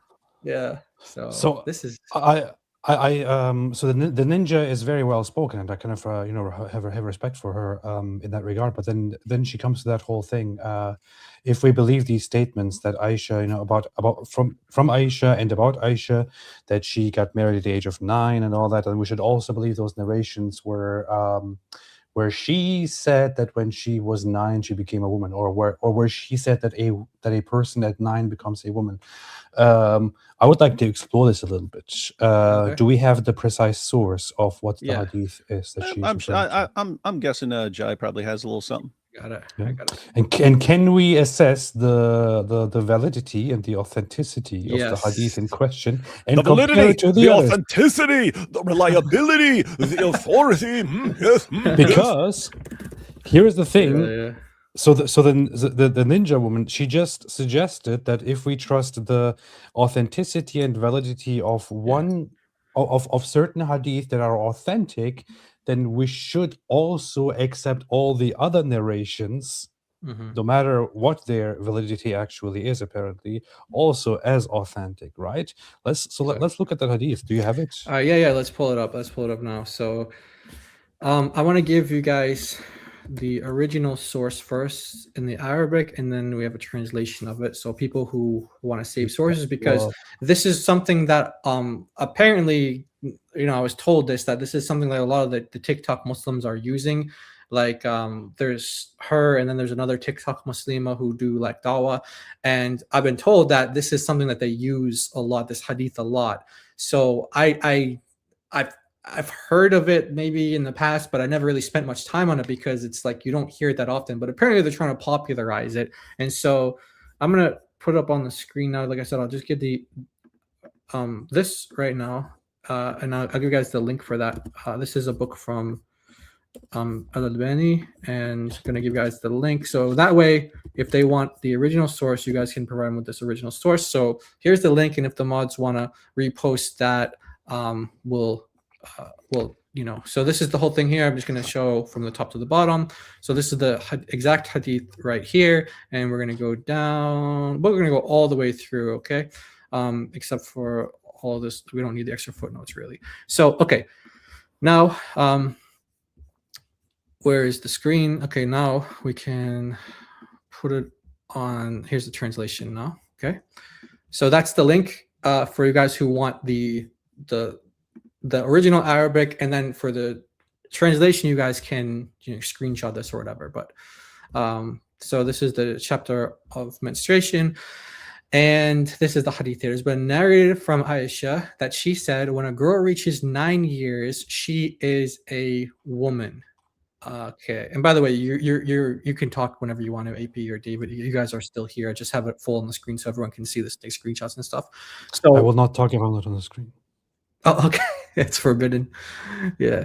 So now we're going to, get into the reliability, the dependability, the trustworthiness, the stability, the credibility, whatever ability. This is incredible. You can already see it on the screen. I looked it up and I checked the according to the report itself, according to the source itself, its reliability it is it is considered mawquf, it is considered unreliable, it is considered interrupted, it is Yep. suspended, it is not a reliable hadith in any meaningful sense.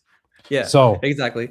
So this is what Al-Albani is saying. He's saying that Al-Tirmidhi narrates it and Al-Bayhaqi, they narrate it, but it's what's called like a suspended, which means that they don't actually give you the chain. So there's no way to assess the reliability of the hadith because you don't have the narrator. So in order to assess the hadith, you need to know someone narrated from someone from somebody. Well, you need to know all the someones. But when it's like a suspended, hadith, you can't actually assess it. So it goes on, blah blah blah. But then there is a version of the hadith that goes back to Muhammad. He says here, and it's the hadith of Ibn Omar, and this is what he says about that. Okay, I'm not going to read every single part, but I say the chain. What does he say about the chain? This is a weak chain. This is a weak chain. So when it's in Al-Tirmidhi or Al-Bayhaqi, we can't actually assess that because we don't know who the narrators are. So we can't assess that. But the one that we actually can assess, it's weak, according to Al-Albani. And there's people that are unknown in the chain. A transmitter of objectionable reports. These are people that are, mentioned. He's mentioned in the chain. He does not establish anything of hadith. So one of the people in the chain is unknown, unreliable, etc., etc. And so in its chain are unknown narrators. Unknown narrators. So he says that this is weak. This is a weak chain. And in it, unknown narrators, and other people said that this is something that Abu Bukhari narrated, and also Imam Ahmad as well narrated it. But Al-Albani says that he never saw them, he never actually saw that in their books narrating it. So people claim that they narrated it, but he never saw that in their books. So the point is that so she's saying that this particular hadith is comparable to Aisha over and over and over and over again, saying that she was 6 when she got married and 9 when she consummated the marriage. David pointed out that we have over 200 sources that say that. There's a couple of people who narrate this. Some of them don't give a chain at all, so you can't even assess it. But the one that does give a chain, it's an unknown person, and it's very weak. It's weak, not very weak. It's weak according to Al-Albani. So Cora doesn't know more than Al-Albani. She doesn't even know anything about this stuff. She's just parroting what Muslims fed her in some Dawa script. Who's Al-Albani? Yeah, exactly. So that's the information on that, guys. So should we start calling her a weak hadith Cora, or yeah? Because she thinks that this is on the level. Weak chain Cora? Yeah, because she says that. So Al-Albani says this is a weak chain. So he's saying it's a weak chain, but she's saying it's on the same level as Abu Bukhari. So she takes a hadith that is evidently erratic and fortuitous, arbitrary, scattershot, to be very, very frank, and also desultory. And she wants to, and she wants to. So she's telling us that that if we are to that if we trust a narration that is so well attested that it is considered sahih, authentic in the Islamic tradition about Aisha, then we are also supposed to trust another narration where she says that she was a woman, that she turns a woman when she's 9, despite the fact that it is an incredibly desultory source.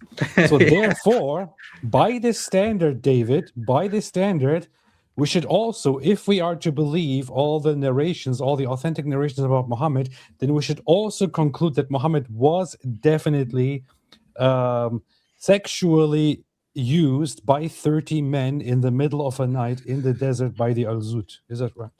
Absolutely. That hadith is that's stronger. Yeah, guys, the hadith of the night of Al-Zut is way stronger than this one. And so this hadith is feeble, frail, Yeah. Infirm, fragile, flimsy, delicate, faint, Whoa! soft, debilitated, powerless, watery, decrepit, sickly, inadequate, rickety, thin, vulnerable, lame, shaky, irresolute, unsound. There we go. And inadvertent, by the way. Yes. Very bad, very bad. So, and then not only that, but again, it's like if a child says that they're an adult, or if a child says that they're like little girl says she's a little boy, or a little boy says he's a little girl, doesn't mean that it's true. Doesn't mean that it's true. So you can say That's correct. something like the little girl. You can have a little girl saying that I was 9 years old when this happened, and that can be something that you trust. But then if that same little girl says, oh, by the way, I'm also a woman, and by the way, I'm also an astronaut, and by the way, I'm also this, and I'm also this, and that, you don't need this. Doesn't follow. Yeah, this is where and this is so common. Like they'll have layers, going back to they'll have layers of problems with their responses. This is what you call an even if but in fact objection. Even if Aisha said a girl becomes a woman when she's 9, you wouldn't take that seriously. Why would we agree with you? And by the way, Christina also has an awesome response to this, right? Like, okay, from Aisha's perspective, if she's married at 9 and then she's in charge of doing wife stuff, woman stuff, taking care of the house, scratching all the semen off Muhammad's clothes and stuff like that, then why wouldn't you think you're a woman? That's what you were told. You were told, oh, you're a wife now, so now you're a woman. But why would we take that seriously? Again, if he'd done that when she's 5 and they told her, yep, you're 5, so you're a woman now, why would we take that seriously? So even if we think Aisha said this, it wouldn't make us agree with it. But in fact, we don't have a good reason, according to their own methodology, to think Aisha said that. And the fact that Korah is saying, well, if you agree with these 200 narrations, many of them in our most trusted sources with Sahih chains, if you accept that, then you have to accept this weak hadith. Okay, so what are you? Is she actually agreeing with all the other Muslim women who just think that hadith are garbage? Dear Ninja Lady, once again, according to your suggestion, according to your logic, we should also, by your own logic, if you are to believe everything that was said about Muhammad and that the Islamic sources say about Muhammad, then we are also to believe that that he was a very obscene man who engaged in an erogenous, lascivious, prurient, erogenous interaction with very virile men in a desert at night. So take your own advice. Yes. So yeah. By the way, there's another point as well that you can also just say, okay, you believe that Muhammad was, this age and Aisha was this age. You believe that.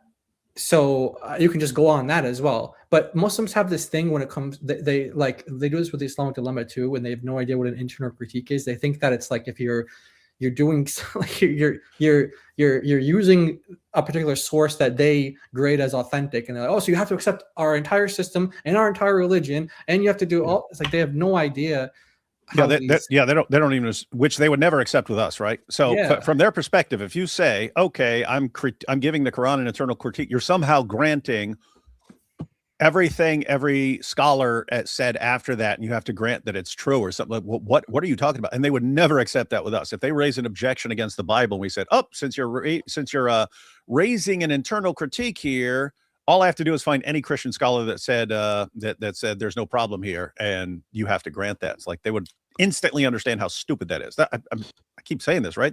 They turn their intellects off when they're defending Dawa. Like they don't think about how idiotic what they're saying is. So this was a very, very bad point by Korah, and stop calling her a ninja woman. What's wrong with you people? It was a very, very bad point by her, and I don't think she actually thought this through at all. I don't think she can actually think this through. But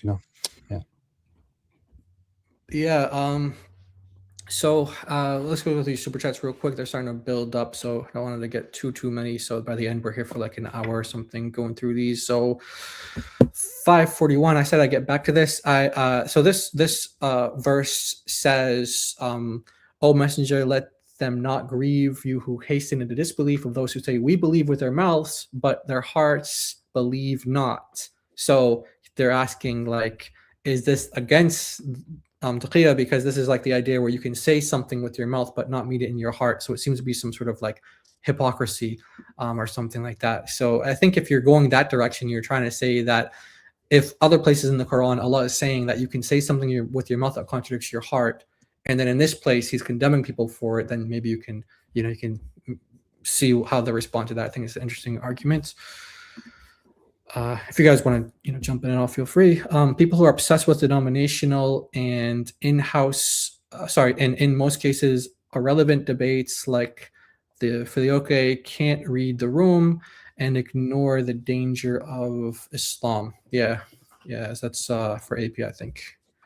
Yeah. Yeah. No, I was just following people on the filioque and stuff, and he's Yeah. It's a discussion that I'm kind of that I'm obviously right about, but so no, I was just earlier as I was in the back turn off my camera because I was in the golden shower, but I was listening in the background to what's his name, Cleve something. He just threatened to go live and make a live stream. Cleave to antiquity, right? Yeah, that's yeah. He's been going after me too. Yeah.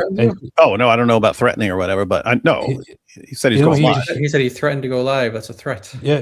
He threatened to go live, and I was just briefly listening to it, and in there he started telling people, as 1,000 people are watching, that we started attacking Orthodox Christianity, and he specifically said that he doesn't even have a problem with my objections to Jay Dyer, but that I specifically started attacking the beliefs of Orthodox Christianity. And I'm just sitting here and thinking, what are you talking? When did that ever happen? These guys went so insane with their online Orthodox cult. Online Orthodox this is what they remind me of the Dawa guys, in that they seem really stupid. They don't understand anything. They flip just out, make up things, and they're compulsive liars. It's weird. Yeah.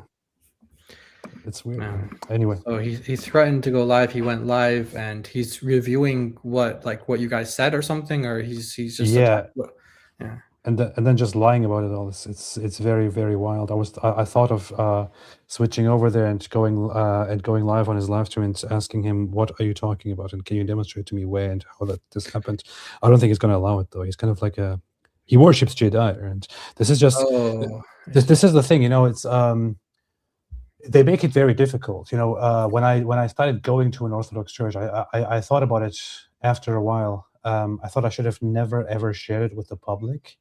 And had I made my decision based on how the online Orthodox Christians appear, I would have never ever taken a step toward the Orthodox Church, because these people created this whole mess. I call it the online Orthodox Church by now. It's just they created this whole online mess of their cult, where Jay Dyer is their god, and anyone who touches him is a heretic and not a Christian, and all that. It's such a weird environment. I don't want to engage with it. I don't want to fight with them, but they have this tendency to just start fights, and I don't want to say any more about it. I have thoughts about it, but just leave it at that. Okay. All right, guys, stop pressing AP, guys. Stop pressing AP on this. David too late, and we all know David knows late. That's right. That's right. Okay. Nice. What is this? SB? What is SB? SB. Sahih Bukhari 1045. Nice. AP comes down every night to the nearest stream. When the last third of the night, saying, "Does anyone want to be late? I shall grant him." Nice. Muslims demand a picture. Muslims demand a picture of 54-year-old Momo with 6-year-old Aisha, plus birth and marriage certificates. Yeah, that's right. Also, wedding photo. Yeah, some of them do, but some of them do. Yeah. Others just accept it. Hey, Raphael, where are the other three? Oh, Raphael. Oh, it's a Ninja Turtles, right? Yeah, Ninja Turtles comment. Yeah. Yes. So drop the 3 in front of my drop the 3 in front of my age. I'm 4 years old. Yeah, so yeah, according to them in ancient Arabia, if you were to write down your age, you have to just write down the last digit. And now Ozzy Abe is only 4 years old. So good job. Makes a lot of sense, guys. Sir 65.4, Sir 33.49, end of argument. Yeah, you can just go straight to the Quran like Muhammad Hijab does, and proves that if you just go by the Quran, then you have child marriage in the Quran, and there's no age limit at all. Wait a minute. We can't believe in Hadith. That were written 200 years after Aisha, but we're supposed to believe in a prophet 600 years after Jesus. Yeah. That's right. Good stuff. You don't need hadith. Using the hadith is arguing backwards. Muhammad is in line with hadith based on hadith. The hadith confirm the Quran. That's right. That's basically what. Yeah. Cora is. If you guys watch her through this thing, I mentioned this on the stream yesterday with David as well. She looks like she's like, you can only see her eyes, and sometimes you can see her hands moving as well, but she just looks very disturbed and very angry throughout the whole thing. So yeah, she's oscillating and quivering. Yeah, exactly. Yeah. If I were under Malik's thumb and he controlled me, then I'd probably be permanently miserable too. Makes sense. Yeah. During the early Islamic period, 7th and 8th centuries, Byzantine law generally set the minimum age of marriage for girls at 13. I think IP showed a study on that as well that said that they were actually marrying like late teens, early 20s on average. I don't know if that's first century or just like, but he has studies that he cites on that. This one's for you, David. Did you make any stream about Abu Bakr trying to marry Fatima? Was this daughter swap common? Maybe too many Marys discuss this.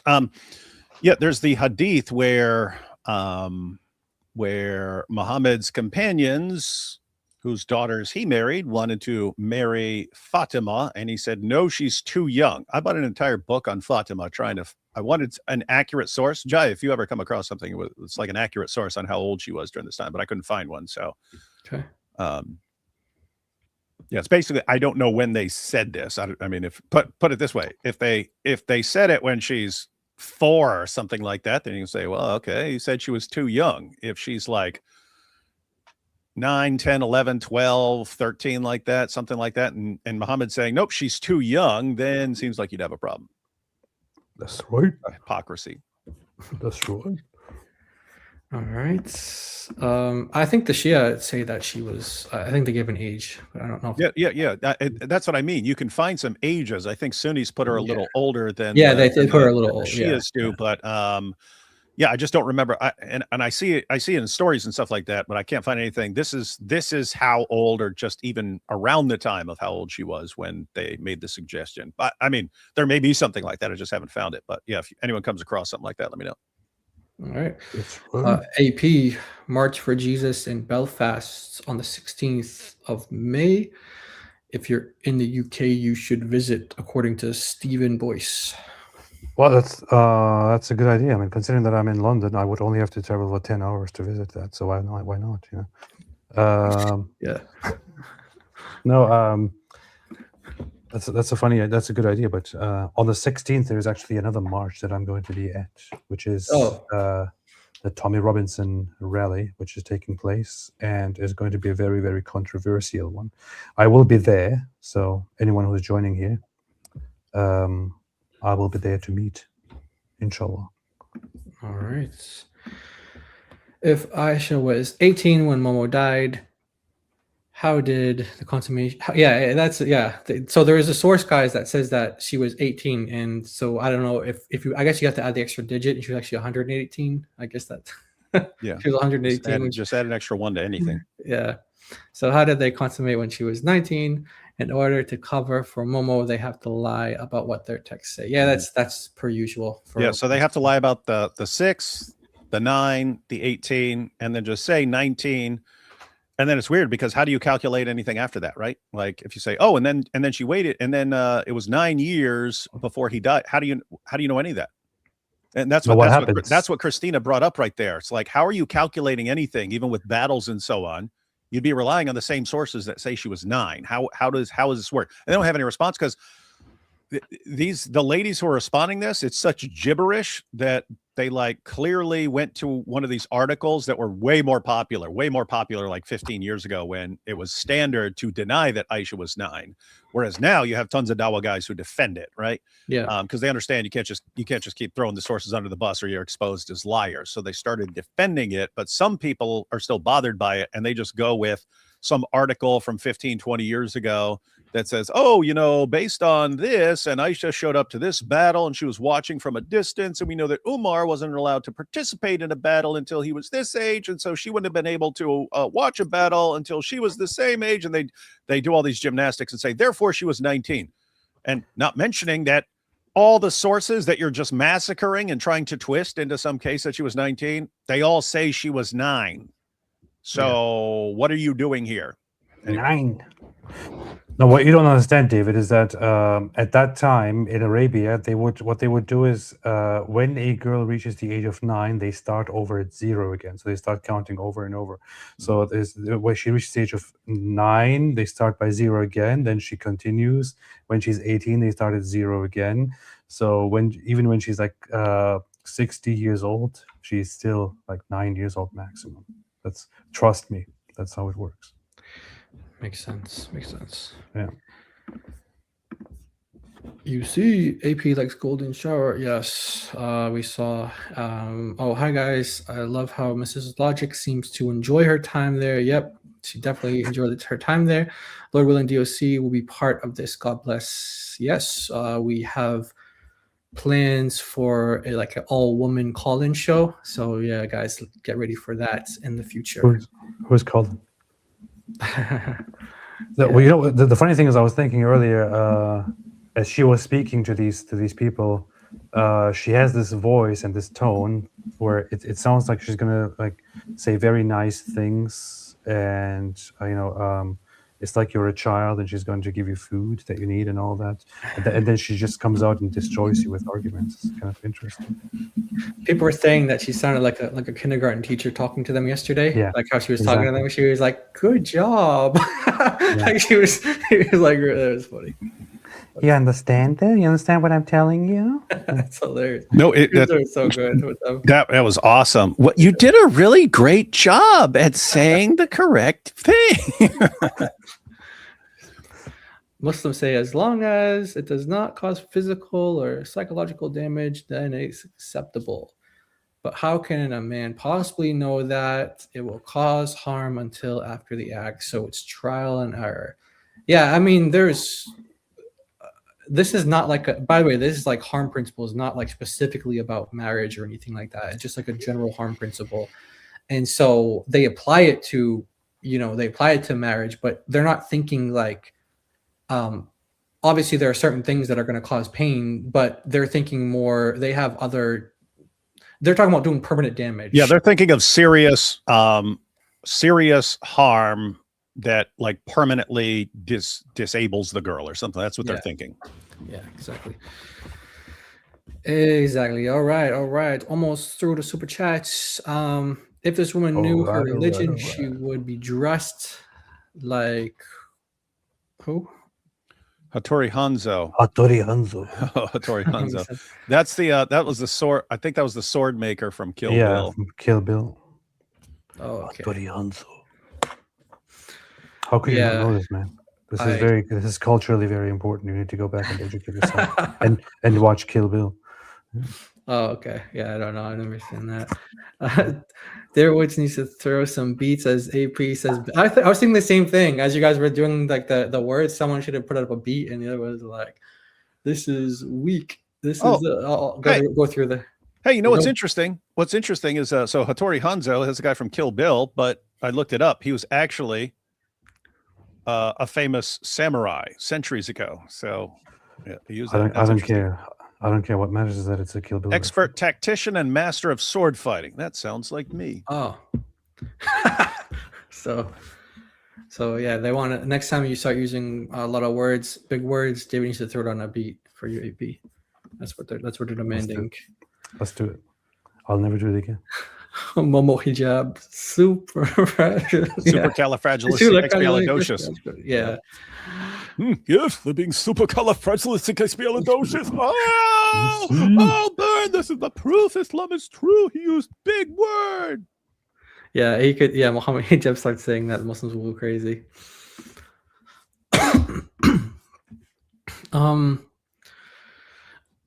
When will be based at your studio, or did Allah made it appear that you had a base studio? Thank you for your work.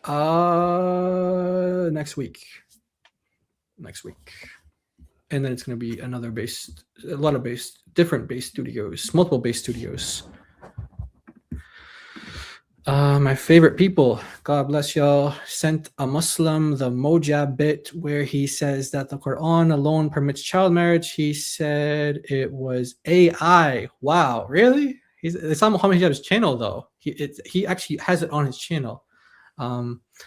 And verse about the Ida is referring to pregnant woman. Well, one of it is a pregnant woman. The another one is someone who's over the age of not able to get pregnant, and then you have the ones who cannot get pregnant because of their young age. They haven't ever menstruated. So there's 3 different categories there. But yeah, that's definitely not AI. You can show it on Muhammad Hijab's channel. He actually uploaded it because he's not ashamed of saying it apparently. If only Abu Bakr had married Fatima and had kids who then married Mo and Aisha's kid, Islam would have been united and extremely powerful. Alas, yeah, that's what they needed. That's what they needed. AP, oh, this one's for you. If you drive to Scotland and get a ferry 10 hours, flight from London to Belfast is 90 minutes. 90 minutes. PS, we will be watching UTK also. Most patriotic government, Belfast, Northern Ireland. It's not going to happen this time. I would love to visit everything here, but I will be coming to the United Kingdom more and more often in the future. So whenever there is time, of course, inshallah. Yes. Harm principle was abrogated with the Zoots. Yes, the harm principle was. Yeah. It's facts. Your base studios are belong to us. Make your time. That's a meme. Just so you know, it's a meme. Okay. So yeah, you are a serious person, so you might not be familiar with memes, but it's a meme among commoners. Yeah. Oh, okay. I didn't get that. I don't know it. But you can explain it though. We'll see if I get it, or maybe you'll show it to me. Yes. What happened to Thomas Alexander, the apologist from Germany? They made videos with Jay Smith. He was very well educational, hasn't uploaded in 3 years. I have no idea. Don't know. All right. You guys ready? I shall leave you to it, and I shall leave. And then it's already late here, so yes, go to sleep and quit crying. Okay, I'll try to go live more often, like tomorrow, for example. All right, man. See y'all. God bless y'all. God bless you. Look, I'm gonna disappear with magic. Look. Nice. That was stupid. Worked. We started off with too much cargo, so we got rid of Benedict Arnold. That's right. Okay, let's hear Cora now with if she has anything else weak that she wants to say. Historically in her land, that girls would become women at the age of 9. And another point that I wanted to make is that if we're talking about what a good example is, we need to remember what standard we're using. We're always going to appeal to God. So if you're appealing to a biblical standard, then how exactly do you account for instances in the Bible where it speaks about things such as what you're trying to argue for, which is child marriage? For example, in the book of Deuteronomy 22, verses 28 through 29, in the Septuagint, which is What? The Bible nowhere ever talks about child marriage. What is she talking about? No. She's changing the subject. Oh, she's okay. changing. She's completely changing the subject. She's changing the subject. Okay. She's saying, well, if you can't object to this with Muhammad because this is something else is in the Bible. Oh, okay. Oh, okay. So she's just changing topics. She's saying you can't say anything in Islam is bad because bad stuff in the Bible that her God supposedly revealed. Okay. You're right. Yeah. Right. Okay. the first instance that we see, or the earliest instance, and what Jesus and his disciples would have been quoting. It speaks about Yahweh, God, saying that if a man forces himself upon her, he pays 50 shekels to her father, and she marries him for the rest of his life. If you want to say that the Prophet Muhammad, peace and blessings be upon him, was incorrect for marrying Aisha radiallahu anha and consummating after she became an adult, as per her own testimony, which you are taking as authoritative when you quote the hadith, then that's not what we're doing, and that's everyone understand how? Did everyone catch how insanely stupid that was? Right. So it's I can't defend this. I'm saying you can't object to it because I'll say the Bible says something, and therefore you can't believe that it's wrong to have sex with a prepubescent 9-year-old girl. So guys, Muslims are known for doing this. They'll try everything in their power to change the topic back to So this is what she's doing here. That's whataboutism. Oh, you're going to complain about this? What about this? Yeah. What about Epstein? What about? Exactly. Daniel Pikachu loves doing that. All the Muslims love doing that. how can you say that from the lens of the Bible, where the Bible not only condones these things, but places laws where these things aren't necessarily punished? Gotcha. Condones these things. When you say these things and you're talking about child marriage, it doesn't condone child marriage at all. Deuteronomy 22, which is, another, you can also see this in Exodus as well. It's not just like where she said, like, she made it sound like it's like you're forced to do it. Actually, if you go to the Exodus account, it actually says that the father can deny it as well. The father can deny it. And it's about seducing a girl. It's about seducing a girl. You seduce her, and it says you have to. The father can make you marry her. Yeah. If you seduced a girl, Yeah, but so it's actually Deuteronomy 22 and it's Exodus 22, and then Exodus 22, it says, but her father can refuse. He can refuse as well. And a lot of people, they might not get this, but this is because like virginity in it's not just the ancient world, but a lot of parts of the world they operate like this today, where you were listening to Malik the other day where he was talking about how he wants to be like the first one with his future wife and things like that. And so people this is not like he's not getting this out of nowhere. There's a lot of parts in the world like especially like villages and places like that even today, where if a girl is not a virgin, she's basically untouchable. Like they won't marry her at all. So that's also the case in the ancient world, like ancient Israel. So if a man seduced a girl and he seduced her and they had intercourse, then her father gets to make a decision of whether or not that they can get married, or and then the 50 shekel was probably 50 shekel. That's not today. Today, if you go to Israel and you exchange your money for 50 shekels, it's like $20 or something like that.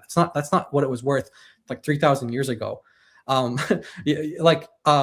In fact, let me just pull something up on that, because I don't know if she was making a point about this or not, but I just wanted to just in case, I want to just bring it up.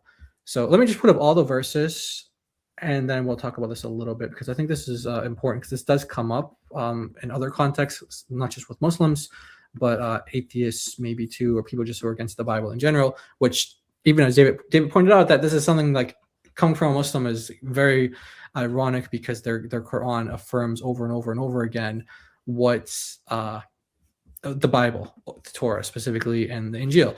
So here's the account in Exodus 22, 16 and 17.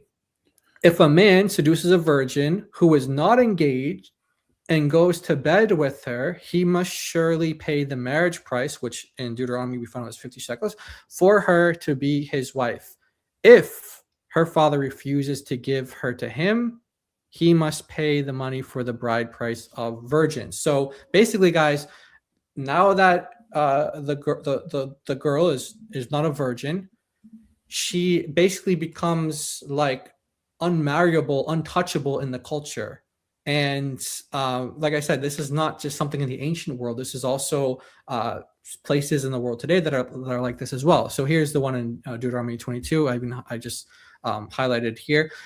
Suppose a man comes across a virgin who is not engaged and takes hold of her and sleeps with her, which the earlier account we know that it's seducing her, takes hold of her and sleeps with her, and they are discovered. The man who has slept with her must pay her father 50, actually, just in the Hebrew, it actually is 50 silver, but we can assume that it's talking about the currency, so 50 shekels. So shekels is actually in the Hebrew there, but it's actually assumed because of, that's the currency. So, and she must become his wife because he has humiliated her.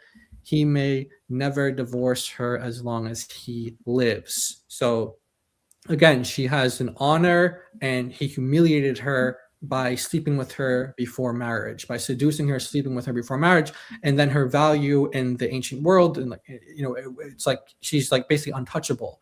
So there's a choice that the father makes. The father can either allow them to marry, and then he has to pay the 50 shekels, or he refuses, and he still pays anyway. Now, I just want to show another, just to show like 50, because you think 50 shekels, you're like, oh, 50 shekels is like $20 today. It's not the case 3,000 years ago. Okay, 3,500 years ago. Here's this an account in 2 Samuel chapter 24. 2 Samuel chapter 24. Okay. I'm not going to read the entire thing, but essentially what you have here is you have, David is being told to build an altar for the Lord on the threshing floor of Araunah the Jezebite.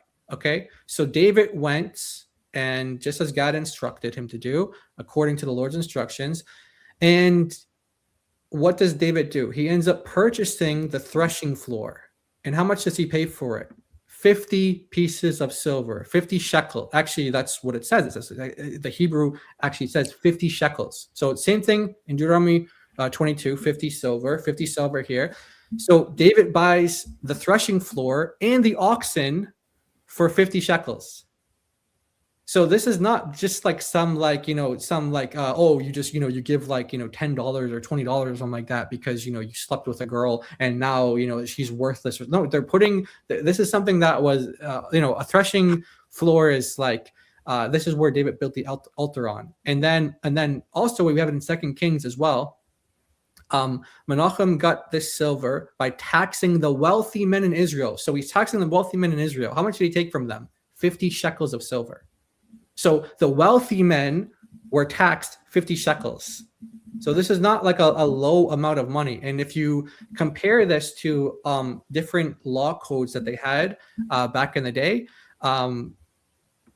we have like ancient Mesopotamian laws, for example. There were certain jobs or, laborers, and you have like unskilled laborers and et cetera. 50 shekels possibly is like years worth of work. It's like it could take you years to get 50 shekels. So this is not saying that the price of the woman, her purity, her virginity, etc., like her honor, it can just be like substituted for like $10 or something. It's not even just saying like, this is like the culture, like, you give like a dowry, you give, this is like part of the culture. So it's not like a low price, though, is what I'm trying to get across here. So not only does it not say anything about child marriage, doesn't talk about child marriage at all. It's not condoned at all. It's just telling you what happens if a girl who's not engaged, sleeps with a man after he seduces her. And that's what the law is about. Yes. So, all right. Continuing on here. Let's go. So, I have some questions for you. You referenced that I just said that women are girls at 9. I think that's Jami Al-Tirmidhi 1109. It's at the bottom of that hadith, I believe. Yeah, she's right about that, by the way. And it's at the bottom, and it's not even translated on sunnah.com. It's not even translated. And like Al-Albani said, there's no chain for it. He just says it without a chain. So there's no way to assess it. But the ones who do give a chain, we know that's weak, unreliable. Why would a 9-year-old girl But if it's true, here's Christina's question. who has been married since she was 6 years old and has had a grown man climbing on top of her, having sex with her, why would she call herself a woman? Is she living like a woman? Is she married? Is she engaging in sexual activity? Okay, beautiful. So you actually have no idea when she's narrating the hadith because you don't know whether or not this was before or That doesn't after really she moved in. That doesn't answer the question at all. She's saying if it's true that Aisha really said that when you're 9, you're a woman, Christina's point is, well, why would she think that? Why would she think that you're a woman at 9 years old? Well, it's because she had a grown man sleeping with her and raping her. That's what it would be because she's a child. So she thinks that she's a woman because she's doing womanly things. And Cora, who's like the what do you call it, deflection, whatever you want to call it, she's the one, she's deflecting, saying that well, you don't know how old she was when she narrated it. That's, who cares how old she was when she narrated it? She thought she was, if this is true that she actually did narrate this in the first place, if that's true, then she thought she was a woman at 9 because she was doing things that women do. Yeah. I just I looked it up. Yeah. So this is a weird situation. So you're right. In the Sunnah.com, they leave that part out because the hadith goes on and it adds a bunch of different stuff. But in the Darussalam edition, it has it at the very end. It says, and Aisha has said, when a girl reaches 9 years of age, then she is a woman. Yeah. And so, and that's what Al-Albani said. He just says it, but he doesn't give a chain for it, so we can't even assess it. But the ones that do give chains, he says it's weak and it's unknown. So yeah, so it's there. But like you said, Sunnah.com don't translate it for some reason, but your version does translate it, but it doesn't give you a chain for who said that. It just jumps right to Aisha said. So it's kind of interesting why some translate it and some don't. But in either way, Al-Albani says weak. The Prophet Muhammad, peace be upon him's house. So what makes somebody a woman Islamically is puberty. So if she's saying that she became a woman, she's saying that she entered puberty, which the Bible would agree with in 1 Corinthians 7 verse 36. No, what? The Bible would agree. Entering into puberty, you become a woman? This is maybe what I don't know if she has a Muslim family or like the religious family or not, which, I don't know, maybe she does, maybe she doesn't, but this is what you're told as in a religious Muslim household, is that, once you, menstruate for the first time, that you're a woman. That's what you're told. That's what you guys believe as Muslims. That's not biology. And that's also not anywhere found in the Bible. The Bible never said, where do you get that from? The Bible says that. What? And the messed up part here is this came up in IP's debate with Daniel Hakikachu. Yep. That there's something called precocious puberty. Some people reach puberty at an abnormally young age. Yes. And it can even happen at 11 months. So an 11-month-old baby can reach puberty. So by Cora's definition, the 11-year-old baby would therefore be a woman and you could have sex with her. This is disgusting stuff, man. It's insane. Yeah, well, wow. So she would make a Daniel move right now if she was asked. Yeah, Daniel, you're looking for a second wife. Here you go, buddy.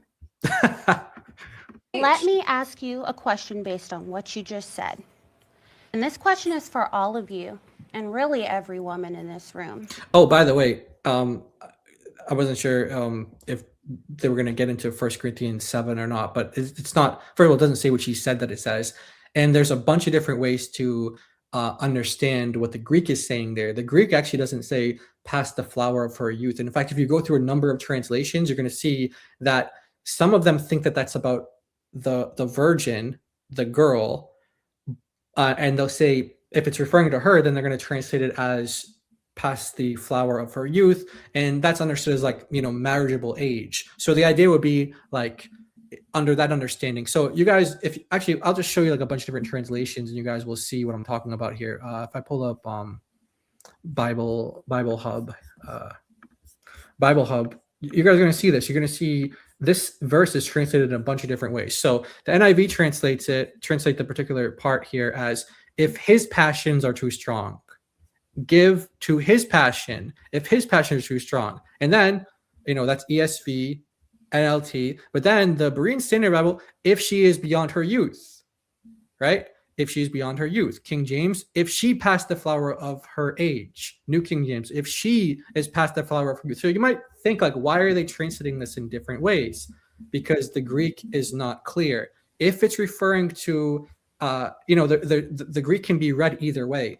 And basically what the Greek literally says is, it's getting to going past the high points, And so if it's referring to the girl, the scholars, the people take that view and translate it as about the girl past the flower of her youth. Then they're taking it to mean that, okay, so you have a situation where there's a father or like a guardian, and let's say that his daughter is like past marriageable age.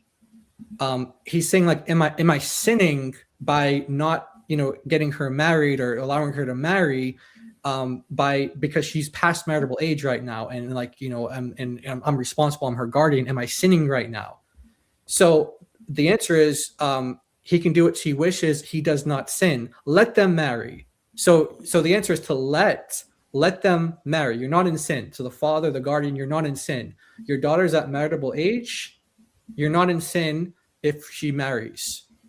Now, if you take it the other way, where the translations that render it, if his passions are strong, then they're understanding the Greek there, which in the Greek, it literally means beyond the high points, And there have been scholars who have done lots of studies on this. Like if you go into Greek texts that like outside of the Bible, and you see like when it's used, you have some medical texts where it's used, you have other texts. There's a scholar called Bruce Winter, and he's gone into this study, and he takes the view that this is referring to the man because of the, extra biblical texts that use this particular Greek word. And he takes it to mean that if you are a man and you're engaged, and you're what does it mean to be on the high point? I mean, he takes it to mean like your passions are so, because Paul talks about that earlier on. He talks about that, like if the passions, the sexual passions are so high, then you have to marry.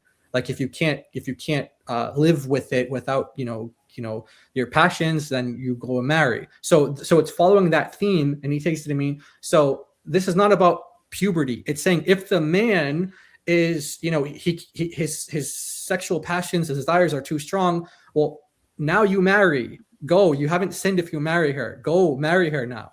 He can do what he wants to do now. He's not sinning. They should get married. So that's the one particular scholarly view. The other view is that she's like, it's the father who, so it's the father, the guardian, and his daughter who he's responsible for marrying off. And so she's past marriageable age. So he's like, am I sinning if I, let her marry? He's like, no, you're not sinning. Go let her marry. And then the other view is you have, fiance situation. They're engaged, and his tensions, his passions are so high. And so, okay, am I sinning to go get married right now? No, you're not sinning. Go get married right now. Nothing about the age. Nothing about the age of the girl. It doesn't say anything about child marriage.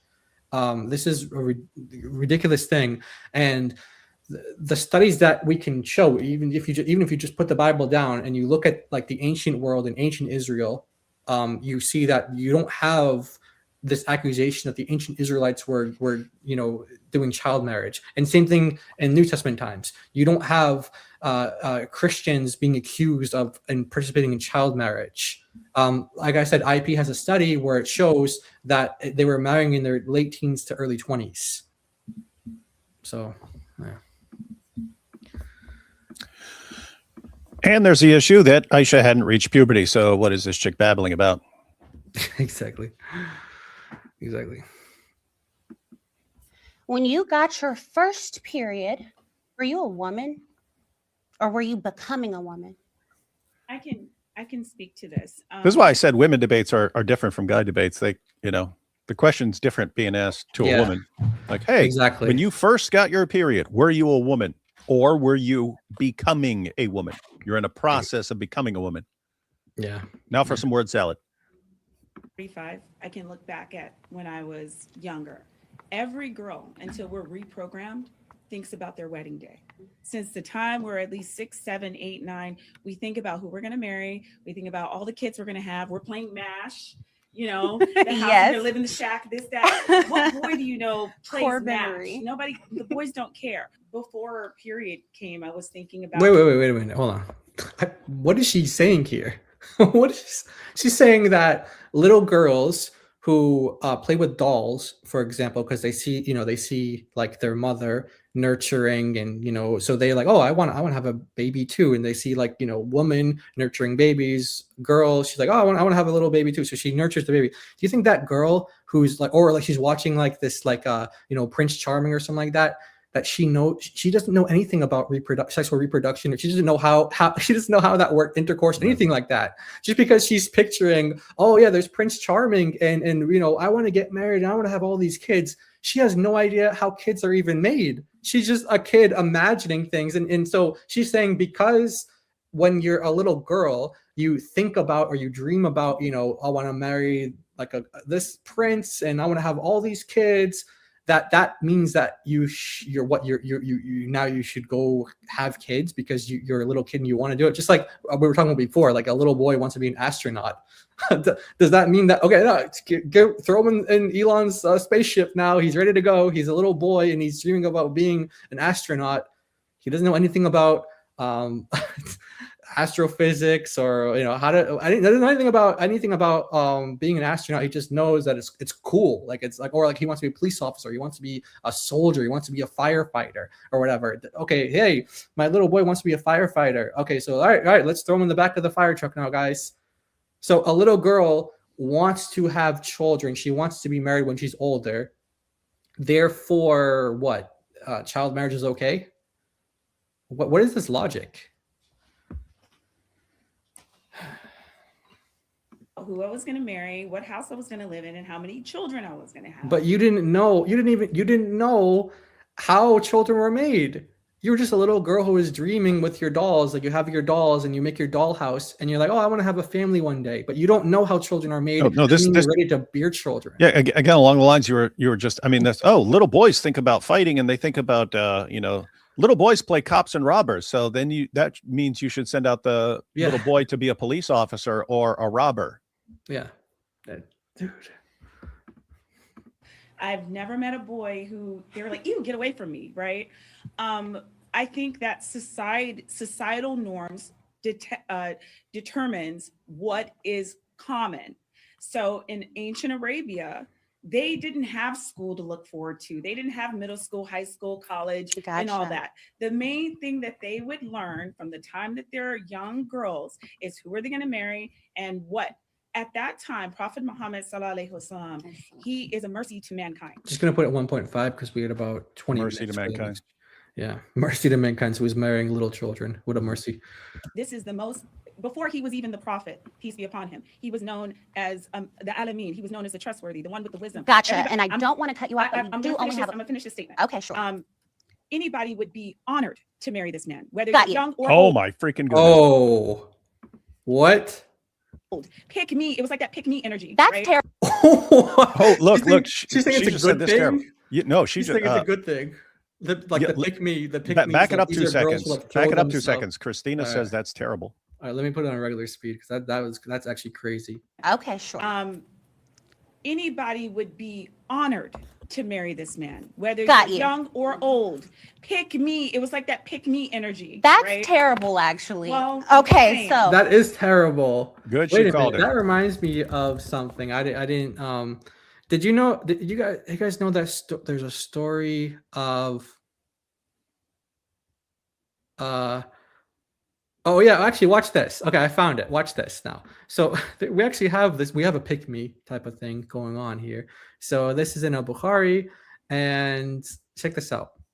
I was with Enes while his daughter was present with him. I don't know. Can you guys see this? Okay. Yeah, you guys. Yes. Yeah, okay, cool. I was with Enes while his daughter was present with him. Enes said, a woman came to Allah's apostle and presented herself to him. So here's the pick me.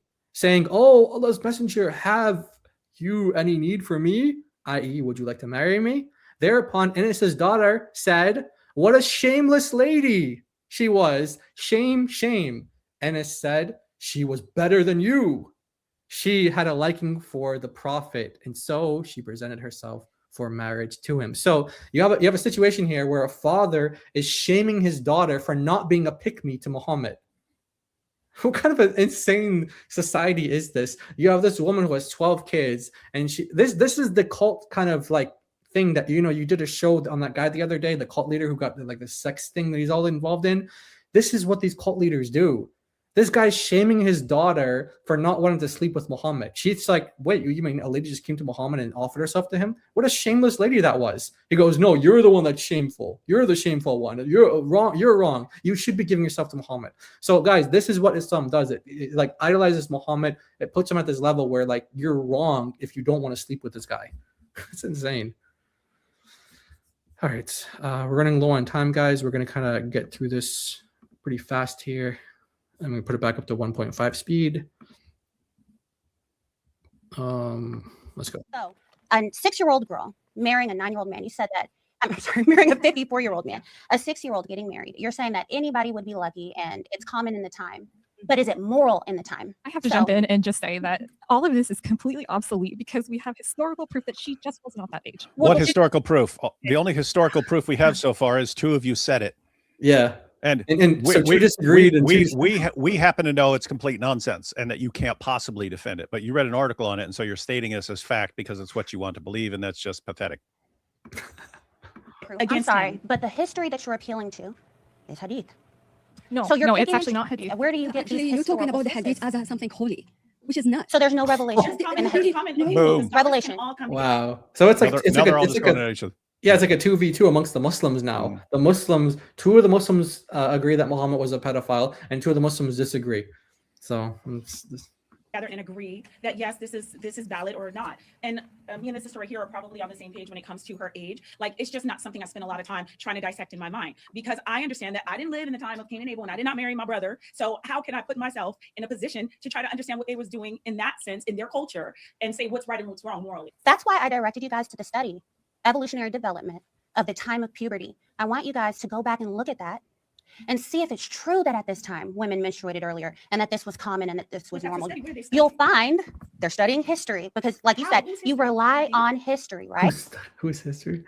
Oh man, who's history? Oh boy. Yeah, but You in guys history, are- I show you and I proved for you that she wasn't 6. You didn't prove that for me. I All you proved for did, How? all you guys did was reject hadith. I want to go back to the point that I was making about what it means for something to be moral. If something is moral, it means it is in line with God's law and the goodness that is within God's essence. So that's exactly why I brought up your moral standard.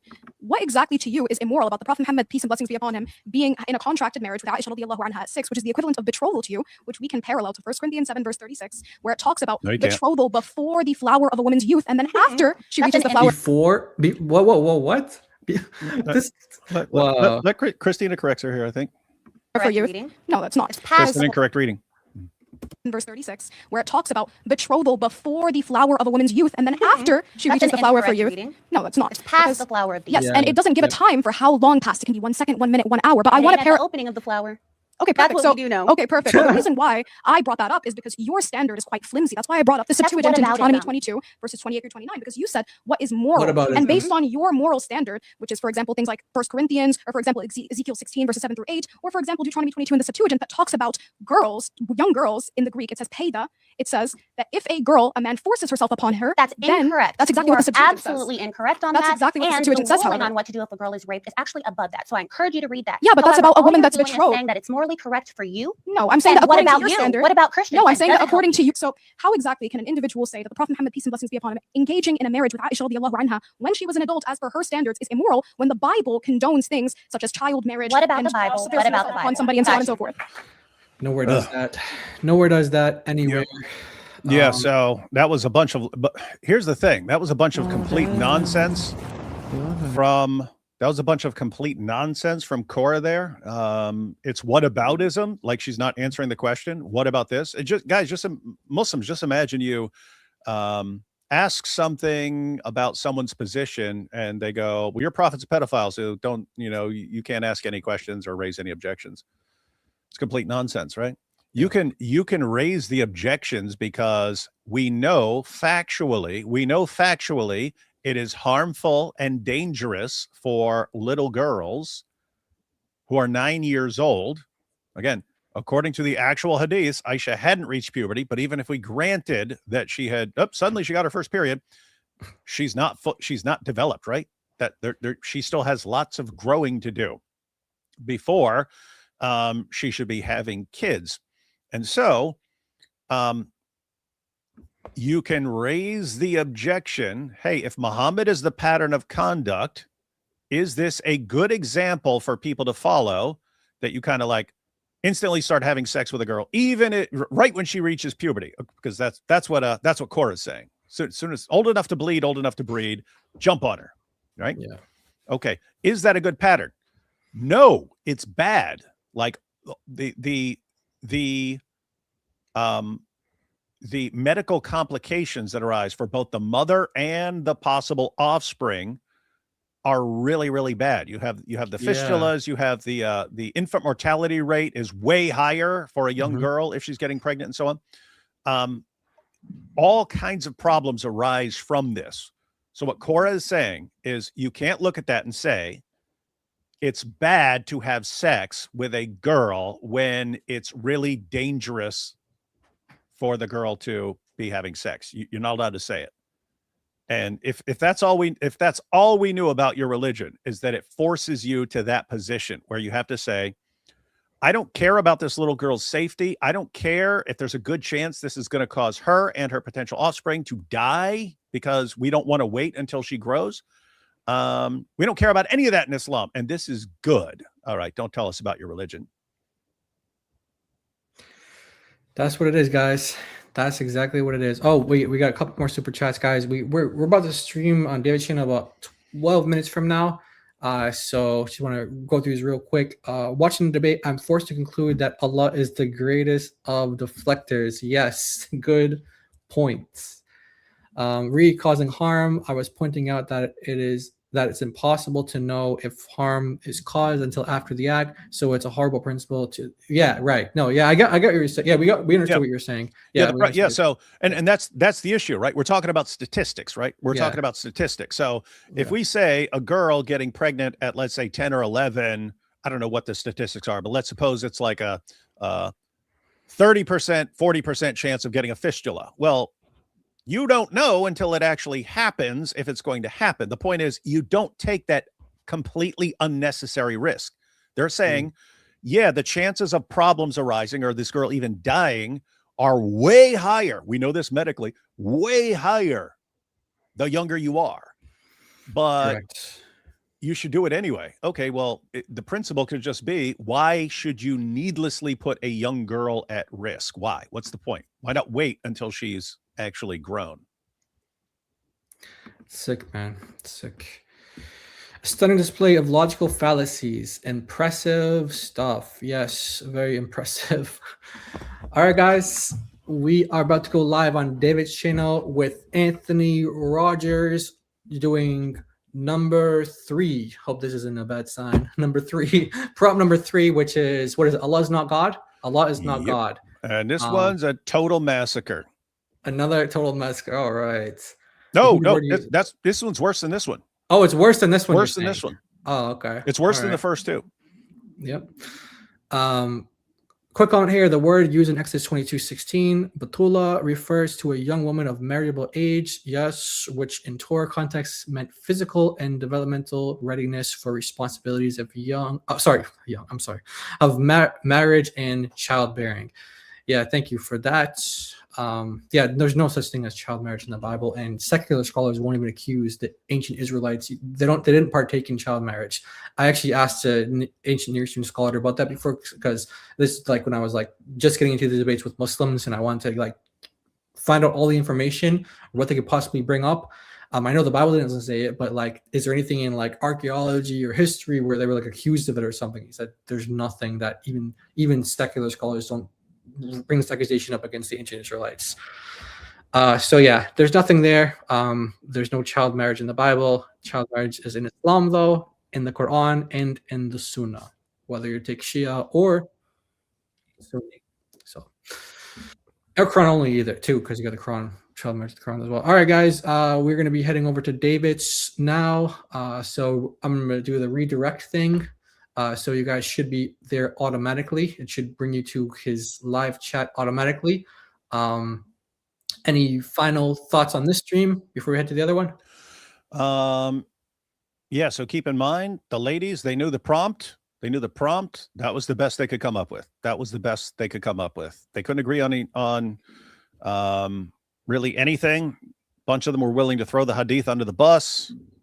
Notice there's no coherent response. There was nothing that we saw that would give you the indication that people should follow Muhammad as a moral example, at least on that issue. Nothing. It was all, it's either deflection, or we throw our sources under the bus, or we make things up. That was it.